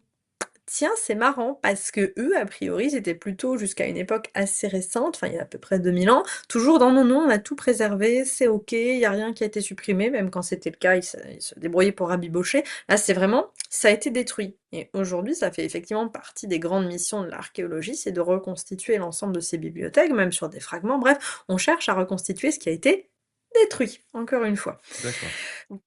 Voici celui qui a été alors là, c'est mes passages préférés, attention, on redécolle tous ensemble vers les cieux. Voici celui qui était enterré comme un faucon est devenu vide. Alors qu'est-ce qu'on dit? La tombe d'un très haut dignitaire enterré comme un faucon, c'est genre celui qui a été enterré avec les grands honneurs, hein. Alors là, ça se précise. Ce que la pyramide dissimulait a été vidé. Alors la pyramide, évidemment, on parle de la plus grande et la plus ancienne, du point de vue de la pyramide originelle. J'ai pas la preuve que c'est la pyramide de Gizeh, puisqu'ils ont pas signé la pyramide de Gizeh, mais la pyramide, ça pourrait être soit Saqqara, celle faite donc par Imhotep, le grand architecte du point de vue grand, pas grand architecte franc-maçon, hein, le grand architecte du point de vue de la pensée égyptienne, ou voilà la plus ancienne, qui serait la pyramide de Gizeh. Et donc j'insiste que la pyramide dissimulée a été vidée. Ça fait partie des grands beans de l'archéologie moderne, puisque tout a été pillé et ravagé avant notre époque. Souvent on croit les endroits qu'on y accède tels qu'ils étaient à l'époque. Non, ça a déjà été tout Mmh. manipulé et tout vidé. Et déjà, eux, ils disent bien attention, ça va être vidé, on va enlever la grande tombe de ce vénérable. L'identité du vénérable sera expliquée juste après. C'est quand même super marquant. C'est aujourd'hui ce qu'on fait, c'est-à-dire qu'il y a un débat entre est-ce que c'est funéraire, pas funéraire? Il n'y a pas de corps dedans. Comment voulez-vous qu'on assère, de manière, voilà, on affirme, tiens, ça c'est sûr, voilà, ça servait à enterrer des gens. Il n'y a pas de gens dedans. C'est quand même assez problématique. Et alors, qui c'est qui a enterré où et quoi? Voici le serpent est sorti de son antre. Alors, encore une fois, il y a marqué en toutes lettres Khérit, le serpent. Hein, c'est pas écrit, c'est moi qui interprète, il y a écrit en toutes lettres le serpent. Ok? Et l'antre, on a bien compris, c'est précédemment la pyramide. Les secrets des rois de Haute et Basse Égypte sont dévoilés. Donc, on parle bien de tout ce vidage de tombeau, de toute cette identité du serpent qui a été tirée de son tombeau qui correspondent aux secrets, des pharaons de Haute et Basse Égypte, qui sont révélés impunément au public. On a bien compris? Donc, on en reparlera plus tard parce que j'ai une autre prophétie plus récente qui a, je crois, 1500 ans d'écart avec celle-ci, donc qui, on le rappelle, a 4000 ans d'écart avec nous, hein. Ils nous disent bien, attention, la fin des temps, elle est marquée par la disparition de tous ces savoirs et la révélation de la nature secrète de cette chose que vous considériez ce serpent comme indéterminatif, comme le nom de l'esprit de famille ou l'esprit d'un lieu. Ça m'importe peu. Moi, ce que je sais, c'est que dans d'autres traductions, pardonnez-moi, que je vais vous citer, on retrouve ça et c'est pas une métaphore. Dans la description donc de cette ruine qui s'abat sur notamment la temple de Kusae, on lit: «Les enfants dansaient sur le toit et l'esprit, du lieu, ne les effrayait pas» et quand il dit esprits du lieu, il parle bien, hem de ce serpent et de cette représentation, c'est toujours le même terme qui est employé, donc là c'est Urkuden 4, 386, et de même, et ça c'est très important de le rappeler, parce que la déesse Hathor, on la voit avec ses petites cornes et ses petites oreilles de vache toutes mignonnes et son sourire sympa, on l'a régulièrement retrouvée dans les textes désignés comme telle, elle est appelée la bonne Rérit qui se tient sur son sol, c'est la bonne serpente, là c'est la traduction Mariette d'Andera 2, 79, de la même manière, on peut me dire, mais c'est une image pour représenter les dieux. Ok, attendez la suite. Les princes des anciennes lignées se considéraient eux-mêmes comme l'incarnation de cet esprit familial, donc le Rérit, le serpent, en tant que leur propre personne, et s'attribuaient des épithètes telles que esprit des temps anciens, en Sinaï 4.8. Si un jour vous êtes grand passionné, vous verrez, retrouverez l'ensemble de ces références dans la bibliographie de la table d'émeraude, vous inquiétez pas. Esprit familial demeurant dans le pays, ça c'est une stèle Atnub Graffiti 1.3 et 2.2. Ensuite, une princesse, et alors je l'ai plus retrouvée, c'est une stèle au musée du Caire que j'ai pu voir, une princesse, donc c'est pas que les hommes, hein, parce qu'on pourrait me dire c'est l'esprit familial masculin, j'ai déjà entendu cette lecture-là, on m'a dit mais non, mais c'est masculin, vous voyez bien, c'est un serpent, Oui, c'est le phallique. serpent, c'est voilà, mais non. Non, Non! c'est pas l'aspect phallique qui importe, c'est l'aspect reptilien. Voilà, exactement, parce que si une princesse est aussi esprit de Rérit, c'est qu'il y a quelque chose d'autre que la virilité au bout de tout ça. Mais ça a été une lente et pénible découverte pour arriver jusqu'à cette voilà. Je veux pas empêcher le débat, je veux juste apporter des preuves pour consolider tout ce qu'on va se dire et surtout sur le clou final de cette émission qui, je vous promets, va vous laisser bien assis. Dans l'esprit de l'Égyptien antique, la lignée pharaonique est visée, elle est représentée par le serpent des origines. Après, vous pouvez encore me dire qu'une fois qu'il est métaphorique, attendez la suite pour ranger cette hypothèse-là peut-être dans un coin un peu plus sombre. La suite de cette prophétie, c'est voici le serpent. Là, on a une cassure et c'est illisible et c'est problématique. Le mort. Alors, est-ce que c'est lui qui est mort? Est-ce qu'on trimballe le mort qui le... voilà, je peux pas vous dire malheureusement.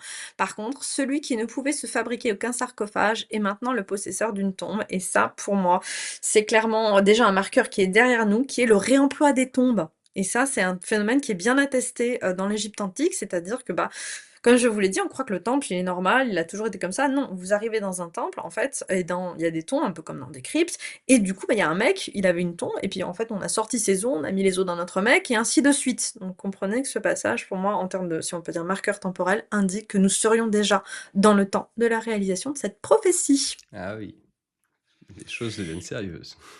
Ah, et ça n'est pas fini! De plus en plus sérieux.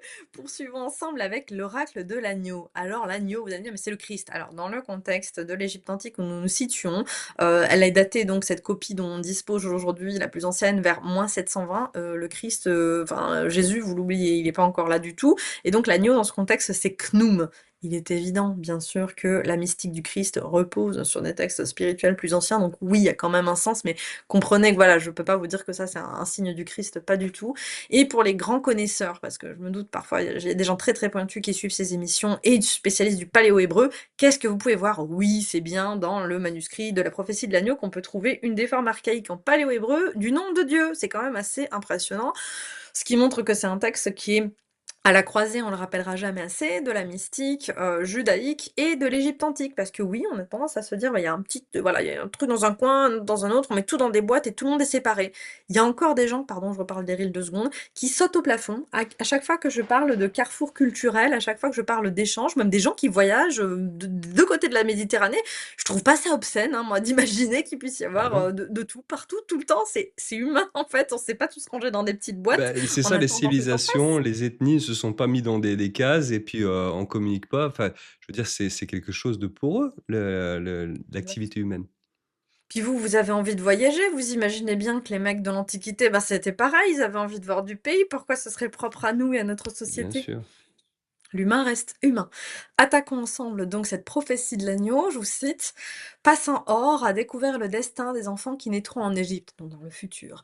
«Nous ne savons pas ce que nous devrions faire. La grande eau d'Égypte deviendra sang», ça devrait vous rappeler des trucs. «Par la suite, il est arrivé pour elle l'heure de la naissance et elle a eu 2 enfants». Donc on parle d'une sécession du pays. «Le faux prospérera en Égypte. Les hommes ne diront pas la vérité. L'agneau a conclu toutes ces malédictions les concernant, et passant Or, celui qui écoute l'agneau et qui recueille ce texte, lui a dit: Est-ce que cela n'arrivera qu'au sang, sans que nous les ayons vus? Quand est-ce qu'on les aura vus?» En fait, la phrase est mal traduite et mille pardons. Vous voyez bien que c'est Bibi qui fait ça avec ses petites mains. C'est En pas gros, facile. quand est-ce que Mille pardons pour ces imperfections. Quand est-ce que ça va se réaliser? Et l'agneau répond, il lui dit: Cela n'arrivera que lorsque je serai l'Uraeus sur la tête de Pharaon, ce qui se produira à l'issue de 900 ans, lorsque je contrôlerai l'Égypte après l'apparition de la Médée. Alors là, on a besoin un petit peu voilà, d'un petit peu d'aide pour interpréter tout Oui, ça. Donc, merci l'agneau, merci d'avance, Anaël. il nous explique des trucs, c'est horrible, c'est comme dans les autres prophéties, il y a personne qui s'entend, les riches deviennent pauvres, les pauvres deviennent riches et puis tout le monde meurt et puis en plus l'eau du Nil, ça devient du sang qui vous rappellera un épisode biblique bien connu. Et alors effectivement, bah, est-ce que ça va arriver, quand nous on sera morts? C'est quand le marqueur temporel? Même question, tu vois Guillaume, tu vois? On est tous pareils à travers le temps et l'agneau répond: ça se produira dans un futur très lointain, un jour où je deviendrai l'Uraeus. C'est quoi? C'est le cobra sacré sur le front de Pharaon. Alors, qu'est-ce qu'il représente? On va en parler en long, en large dans la table d'émeraude, mais là, pour vous la faire super courte, c'est une des déesses les plus ancestrales de l'Égypte, c'est le serpent Renénet. C'est une des images ouméennes, ça dépend en fait des dynasties, mais en gros, c'est un serpent. Il est divin, il est à l'origine de la royauté, pour la faire maxi courte. Et Mmh. quand donc lui régnera à nouveau, donc cet agneau avec son serpent sur la tête, et à l'arrivée des Mèdes. Alors, il faut comprendre qu'effectivement, dans le contexte où est sorti, en tout cas le papyrus que nous avons, cette version vers moins 720 de la prophétie de l'agneau, ils sont au milieu d'un méga problème d'occupation. Ils sont dominés, pardonnez-moi, je sais plus par qui. Donc on peut se dire, et c'est comme ça qu'elle est interprétée généralement cette prophétie. Oui, c'est parce qu'en fait, ils sont dominés par des étrangers, ils en ont marre, alors ils font des prophéties nationalistes, pour la faire super courte, hein, Ouais. et ils veulent restaurer la royauté sacrée. Bah, c'est pas faux. Moi, je vous avoue que j'ai pas d'autres arguments pour lutter contre, parce que contrairement à la précédente qu'on a fait avant, où il y a des marqueurs très précis sur ce qui doit être réalisé, sur la sortie du tombeau, sur les profanations, c'est plus vague. Mais ce que j'entends bien et qui est très intéressant, c'est de voir les parallèles avec la très connue Apocalypse biblique. C'est-à-dire que là, on est quand même sur un texte qui prédate, hein, a priori, ce que nous connaissons de la Bible du 5e siècle, telle qu'elle a édité par les pères de l'Église, mais qui se fonde, nous le savons tous, sur des textes antérieurs. L'oracle de l'agneau dit, c'est un agneau prophétique qui cause. Qu'est-ce qui se passe dans l'oracle de la Bible? Même chose, c'est l'agneau cosmique. En gros, il fait des trucs, il cause pas, mais il réalise des actions. Dans l'oracle de l'agneau, il annonce des catastrophes futures. Et dans la Bible, c'est ce qui se passe. Lui, il déclenche les catastrophes. Dans l'oracle de l'agneau, il révèle la domination étrangère. Et là, l'Apocalypse, lui, il révèle le destin à venir du monde. L'oracle de l'agneau promet une restauration royale. Et dans la Bible, lui, c'est l'instauration du royaume de Dieu. Et enfin, l'oracle de l'agneau est associé au serpent, et dans l'Apocalypse de la Bible, lui est associé au trône céleste. On en parlera de l'association serpent et trône céleste, notamment dans la table d'émeraude, où j'ai une analyse voilà, très très fine à vous proposer. Vous le savez, je me base jamais sur rien pour rien, même si là, pour une émission, je suis obligée de faire très très court. Évidemment, mais ça fait quand même beaucoup de choses communes. Bah, déjà, je reviens sur on en avait déjà parlé avec Anton, sur la fameuse émission sur les Templiers qui a scotché tout le monde, hein. Je vous renvoie, si vous l'avez pas vu, vous pouvez pas passer à côté, où on se rend compte que les textes des religions monothéistes sont bien plus anciens et sont hérités de civilisations qui les ont précédés, sumériens, akkadiens, et égyptiennes. Et là, c'est encore on le retrouve dans les prophéties, la même chose, des éléments qui réapparaissent et finalement, rien ne date de l'an 0 comme, ce qu'on pourrait croire. Exactement, tout vient de quelque part et surtout va quelque part, c'est ce que nous démontrent ces prophéties. Nous allons ensemble continuer avec l'oracle du potier. Et donc sa composition, c'est qu'elle remonte à peu près au 2e siècle avant notre ère, mais l'exemplaire sur lequel je base ma traduction et sur lequel on s'appuie en général, c'est un exemplaire qui date a priori du 2e siècle. Donc comprenez qu'encore une fois, C'est des textes préservés, jugés suffisamment sérieux et intéressants pour, j'insiste, faire partie de cette toute petite frange de trucs qui ont survécu aux millénaires et aux volontés de les détruire plus ou moins confrontées. Pour vous donner un petit peu l'idée du contexte dans quoi et quand et où et comment on pouvait prononcer ou parler de ce fameux oracle, voilà l'entrée des catacombes de Kom el Shokafa à Alexandrie en Égypte. Alors déjà, l'entrée devrait un petit peu vous impressionner, puisqu'à droite, qu'est-ce qu'on voit? On voit Anubis, Inpu, qui est donc bah, celui à tête de chien, à tête de chacal, le gardien du monde des morts, et à gauche, vous avez son copain, une déité, une divinité serpent, que vous avez un petit peu anthropomorphisé, là à gauche quand même très bien, et puis en dessous, parce que c'est pas n'importe quel serpent qui est vénéré dans ces catacombes-là, l'Agato Daimon, hein, celui donc toujours du même endroit. En quoi il est important? C'est le fameux serpent dont on est en train de parler depuis le début de cette émission. C'est lui, c'est ce serpent prophète qui est attendu. Alors je vais enfin me lancer dans la lecture de cet oracle. En cette génération, la génération de la réalisation de la prophétie du retour, hein, la guerre et le meurtre anéantiront frères, maris et femmes. Le pays sera troublé et nombre d'Égyptiens abandonneront leur terre natale pour s'exiler. Des amis s'entretueront. On revient toujours à cet essentiel-là. Les hommes périront de la main d'un autre. De nombreuses femmes enceintes mourront. Agatho Daimon abandonnera la ville en construction et se rendra à Memphis, et la ville étrangère qui sera bâtie sera vidée de ses habitants. Ces choses arriveront à la fin des mots, lorsque les feuilles tomberont dans l'Égypte des étrangers. Les statues qui ont été transférées retourneront en Égypte. Pensez à la politique de retour des œuvres. La ville côtière deviendra un lieu de repos pour les pêcheurs, car Agathodaimon et Knépis seront de retour pour Memphis. De passage, certains diront, cette ville où vivaient toutes sortes d'hommes est un lieu nourricier. Alors l'Égypte prospérera. Lorsque pendant 55 ans régnera celui qui est bienveillant, le roi dispensateur de bienfaits né du soleil, établi par la grande déesse Isis, afin que les survivants prient pour la résurrection de ceux qui les ont précédés, pour qu'ils puissent partager les bienfaits. À la fin de ces temps, les arbres se couvriront de feuilles, et le Nil délaissé sera rempli d'eau. L'hiver dépouillé de ses atours naturels suivra son cours naturel. Puis l'été reprendra son cours naturellement. Désolée pour les redondances, j'ai fait ce que j'ai pu en traduisant. Et les vents seront réguliers et s'apaiseront doucement.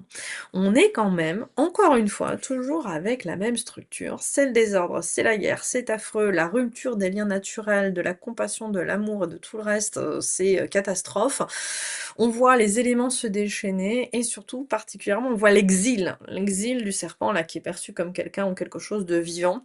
Et par le retour de ce serpent sacré au cœur de l'Égypte, on a le retour de la légitimité divine et royale, la restauration d'un ordre qui correspond à la math de la pensée égyptienne antique. Je m'arrête là pour cet aspect-là parce qu'on aura toute la lumière dans la table d'émeraude, enfin dans mon ouvrage qui sort en octobre 2026 sur la table d'émeraude, Ah, on a qui hâte s'appelle on a hâte de le lire celui-là. son sous-titre, c'est le don du serpent. Je pense qu'il s'éclaire un peu plus, Ah! voilà, au cours de cette D'accord. émission. Donc pour éclairer ce que je vous disais au début, ces histoires étranges d'Hathor, qui réalise donc des prophéties, que ce soit pour les nouveau-nés ou pour d'autres occasions essentielles dans la vie de l'Égyptien, il faut comprendre qu'elles représentent donc ce que nous, dans le folklore des contes et légendes, c'est nos marraines bonnes fées, et elles représentent qui? Shai, Renetutet et Meshkenet. Ce sont les 3 sœurs du destin, et en fait elles représentent chacune le destin propre, la chance et le destin social dans lequel nous inscrivons. Comprenez que c'est pas souvent, on se dit: «Ouh là là, c'est des superstitions avec des trucs super élaborés, méga cryptiques». Alors non, là, je préfère vous dire j'insiste, c'est ma lecture à moi, de ces concepts-là, on a quelque chose de très fin. Vous avez d'ailleurs, le moment au niveau de la naissance, c'est-à-dire la manière dont vous êtes accouché, qui influe sur qui vous allez devenir, qui est même un truc déterminant. Les manœuvres, qu'on appellerait aujourd'hui, gynécologiques, qui sont pratiquées sur la mère et sur l'enfant et qui ont des conséquences médicales et pour eux mystiques aussi. Vous avez le contexte, voilà, social. Est-ce que vous êtes né en temps de guerre, en temps de paix? C'est franchement, ils disent pas, voilà, contexte social, mais c'est bien ça, le contexte général de l'histoire dans lequel vous inscrivez et puis votre facteur chance. Moi, j'adore cette idée-là parce qu'elle préserve la notion de libre arbitre qui apparaît pourtant très, très niée, notamment par, la prophétie du prince prédestiné qui nous donne l'impression que tout est écrit et vous n'y échapperez pas. Non, il y a aussi le facteur chance qui permet non pas d'échapper au destin, mais de composer un petit peu avec et je trouve cette pensée extrêmement réconfortante. Ensemble, vous dites encore une fois, ah, parce que je vous l'ai pas dit, mais ces 3 sortes du destin, se sont souvent représentées par des serpents dans l'iconographie. Vous dites: «Mais pourquoi tous ces serpents divins dans la tradition égyptienne antique? Qu'est-ce qu'ils avaient? Est-ce que c'est parce que ça perd sa peau, que ça a l'air de se régénérer, que ça se cache dans les sous-sols? Pourquoi cette obsession?» Et ben, dans la pensée égyptienne antique et dans la pensée de certains initiés, j'insiste, hein, c'est les gens, dans les scribes, les 1 de la population lettrée, choisis parmi ces petits 1 qui partageaient le savoir que je m'apprête à communiquer avec vous. Pour eux, c'est des serpents, littéralement, j'insiste littéralement, qui viennent des étoiles, qui sont dotés de pouvoirs surnaturels, qui ont un don de prophétie, et qui sont divins et qui ont été exterminés à cause d'un cataclysme. Je vous lis un texte, c'est un extrait de texte hiératique qui a à peu près 4000 ans, que j'ai eu la chance de découvrir, grâce à Ben, mon fils, qui m'a demandé de lui lire quelque chose. Encore une fois, c'est ma traduction, vous la retrouverez intégralement et sourcée, cette fois-ci, dans mon livre La tablette d'émeraude. Je vous le lis donc. C'était un grand serpent divin, long de 30 coudées, avec sa face allongée, son corps d'or et la radiance divine de son regard. Le serpent divin dit, et là c'est le plus important, mes frères, mes enfants, 75 serpents. Parle de lui, donc son groupe. Une étoile tomba sur eux. Ma petite fille périt, moi seule demeurai.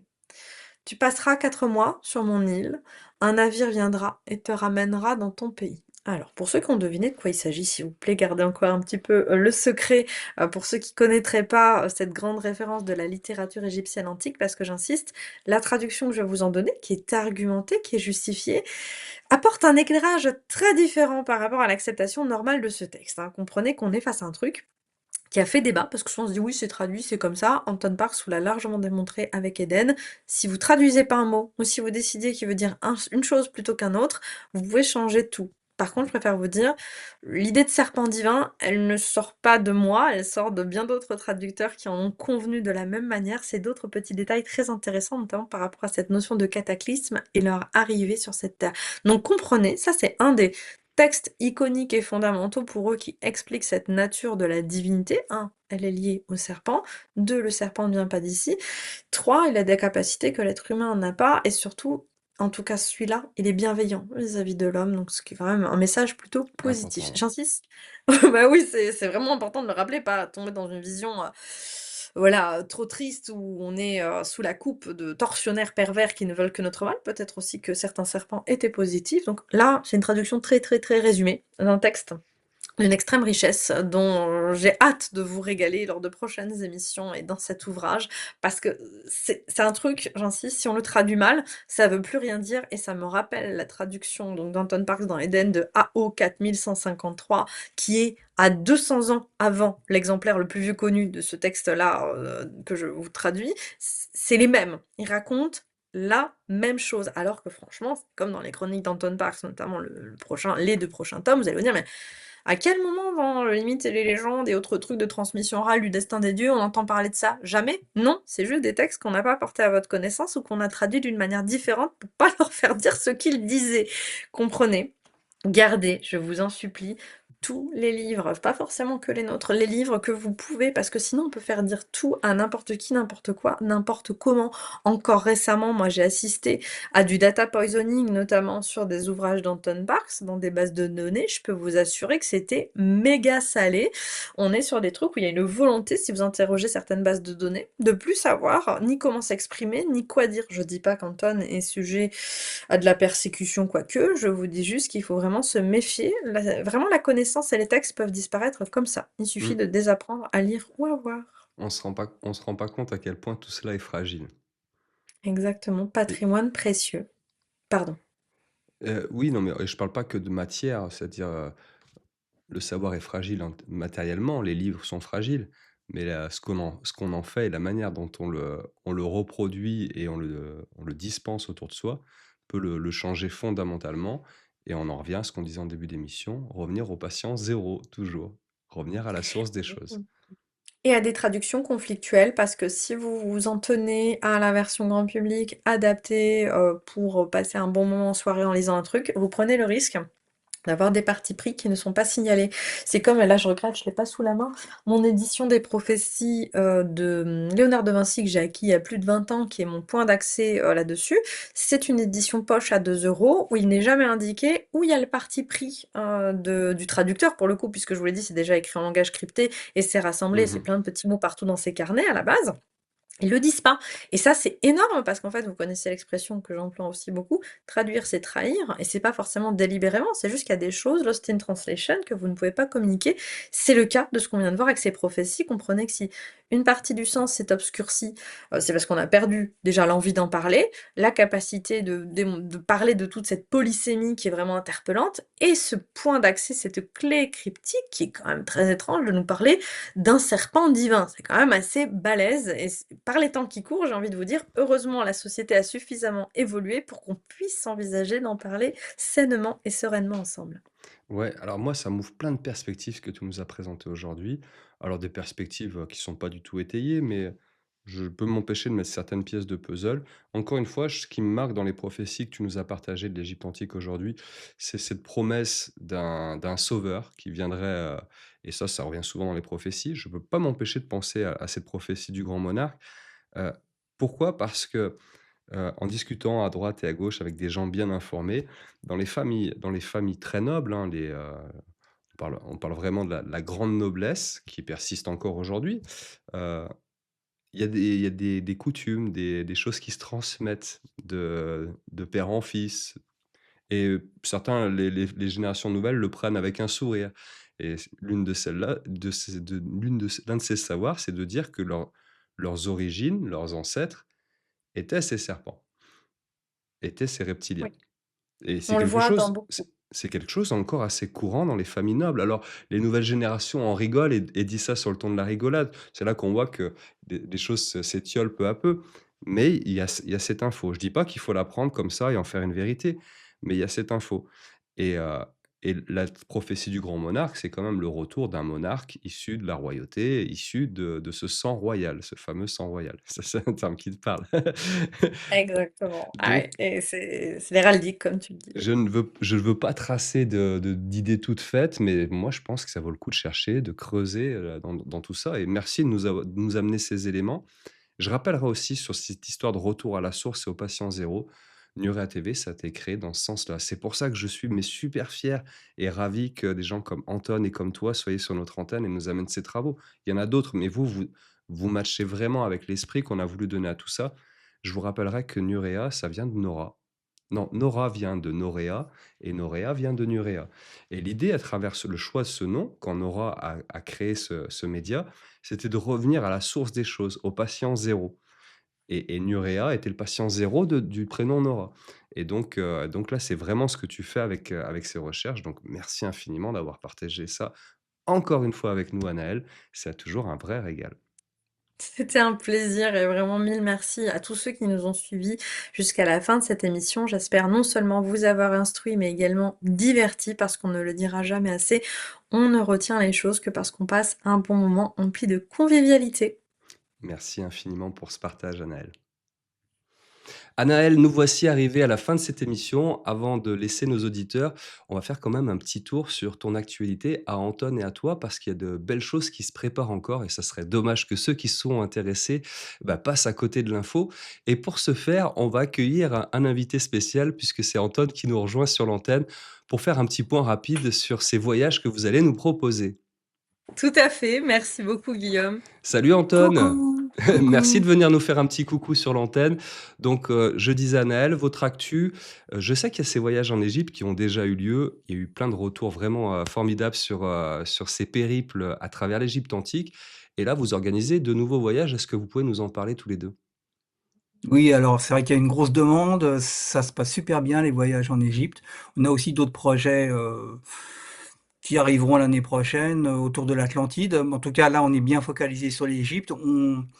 On fait à peu près, tous les 6 mois un voyage. Il s'est rempli très vite, donc faut pas hésiter à s'inscrire rapidement. Donc nous, on en a un en octobre qui vient, 2026, qui est bouclé depuis un bon moment. Donc ça, c'est On sold a out, plus de Ouais, place. tout à fait. On a décidé finalement, parce qu'il y a aussi une forte demande, de faire un voyage, très particulier, VIP comme on l'appelle, en décembre avec nous pendant les vacances, Pour pendant les les fêtes de fêtes. fin d'année. Voilà, donc les Donc gens fête de pourront passer Noël, fête du Nouvel An, ça va tomber en plein c'est dans ce ça, voyage. c'est ça, Exactement. exactement. Alors contrairement aux autres voyages qui durent à peu près entre 12-13 jours, là ça va durer 9 jours, ça sera un peu plus, court, mais il y aura énormément de choses à voir. Ça sera très VIP, dans de superbes hôtels. On va passer quand même 3 jours à Abydos. C'était l'objectif, en fait, de passer beaucoup de temps à Abydos parce qu'il y a beaucoup de choses à voir. On va aussi passer du temps dans l'Osirion, Oui. 4 heures en tout. 4 Exactement heures, et personne beaucoup plus de place pour le ressenti, comme certains m'avaient déjà contacté, je ne manquerai pas de les relancer pour cette perspective de moment privilégié, dédié vraiment à une forme de méditation «douce», j'insiste et on est là pour passer des «belles vacances» entre guillemets en famille, tous ensemble. C'est l'esprit qu'on veut donner à ce voyage. Vacances de mmh, fin d'année, en Égypte à vos côtés, à mon avis, ça vaut son pesant de cacahuètes. Déjà parce qu'il va faire beau en Égypte, truc de base, hein. On est quand même mieux au soleil et puis encore une fois, découvrir plein de belles choses avec des gens qui connaissent le sujet, ça n'a pas de prix donc merci à tous les 2 de proposer ces voyages-là, en tout cas. Il y aura un autre voyage pour ceux qui seront déçus de ne pas pouvoir y aller en octobre. Il y a un voyage en avril 2027, lui aussi, je crois qu'il est sold il out. est bouclé, ouais Et donc, pour ceux qui et voudront vous Octobre. rejoindre, ça sera octobre 2027. Il faut s'y prendre un peu en avance, exactement. réserver et puis voilà. Comment on fait pour voir toutes les infos, pour bloquer sa place pour un de ces voyages? Bah, là, on t'a fourni des visuels donc que les gens peuvent voir, ils nous contactent à modération, heu On transmettra l'ensemble des informations relatives à ces voyages et les contacts du voyagiste, puisque je le rappelle, on travaille en collaboration avec une structure qui s'occupe de ces voyages du point de vue légal, avec des assurances, avec un cadre tout à fait, j'insiste, cadré, pour que tout le monde se sente à l'aise, en confiance et profite un maximum de ces voyages-là qui sont d'une grande qualité et surtout sur des formules exceptionnelles que toi seul proposes. Oui et il est vrai que dans le voyage qui sera prévu donc en octobre 2027, ça sera aussi le cas pour le précédent. On va remonter en fait à Amarna en fait. En fait, au lieu de redescendre, prendre un avion, ça prend du temps, ça fatigue beaucoup. Donc prendre un avion à Luxor pour remonter ensuite au Caire, on va carrément aller en bus jusqu'au Caire, mais on s'arrête à Amarna, donc la fameuse, cité d'Akhenaton qui m'est chère, hein, dont je t'ai déjà parlé, dans plusieurs émissions, puisque c'est là qu'on trouve, trace donc des fameux, et uniques esclaves, en Égypte, hein, les Les les fameux les fameux. Oubrous, Les femmes. voilà et donc là, ça sera vraiment, vraiment intéressant et on a aussi, à partir de l'année prochaine et aussi, pour le voyage, qui aura lieu donc en fin d'année, on remet aussi le puits d'Osiris, très important, qui se trouve au pied des pyramides. C'est vraiment une tombe, un mini Osirion, enfoui à 30 mètres sous terre. C'est D'accord. exceptionnel. Ouais. Il vous reste plus Bref, qu'à les voyages découvrir d'une tout vie. ça. Oui, Exactement. exactement. Merci à tous les 2 d'avoir partagé ces infos avec nous. Anton, merci pour ton petit coucou et au plaisir de t'avoir, bah, prochainement sur notre antenne.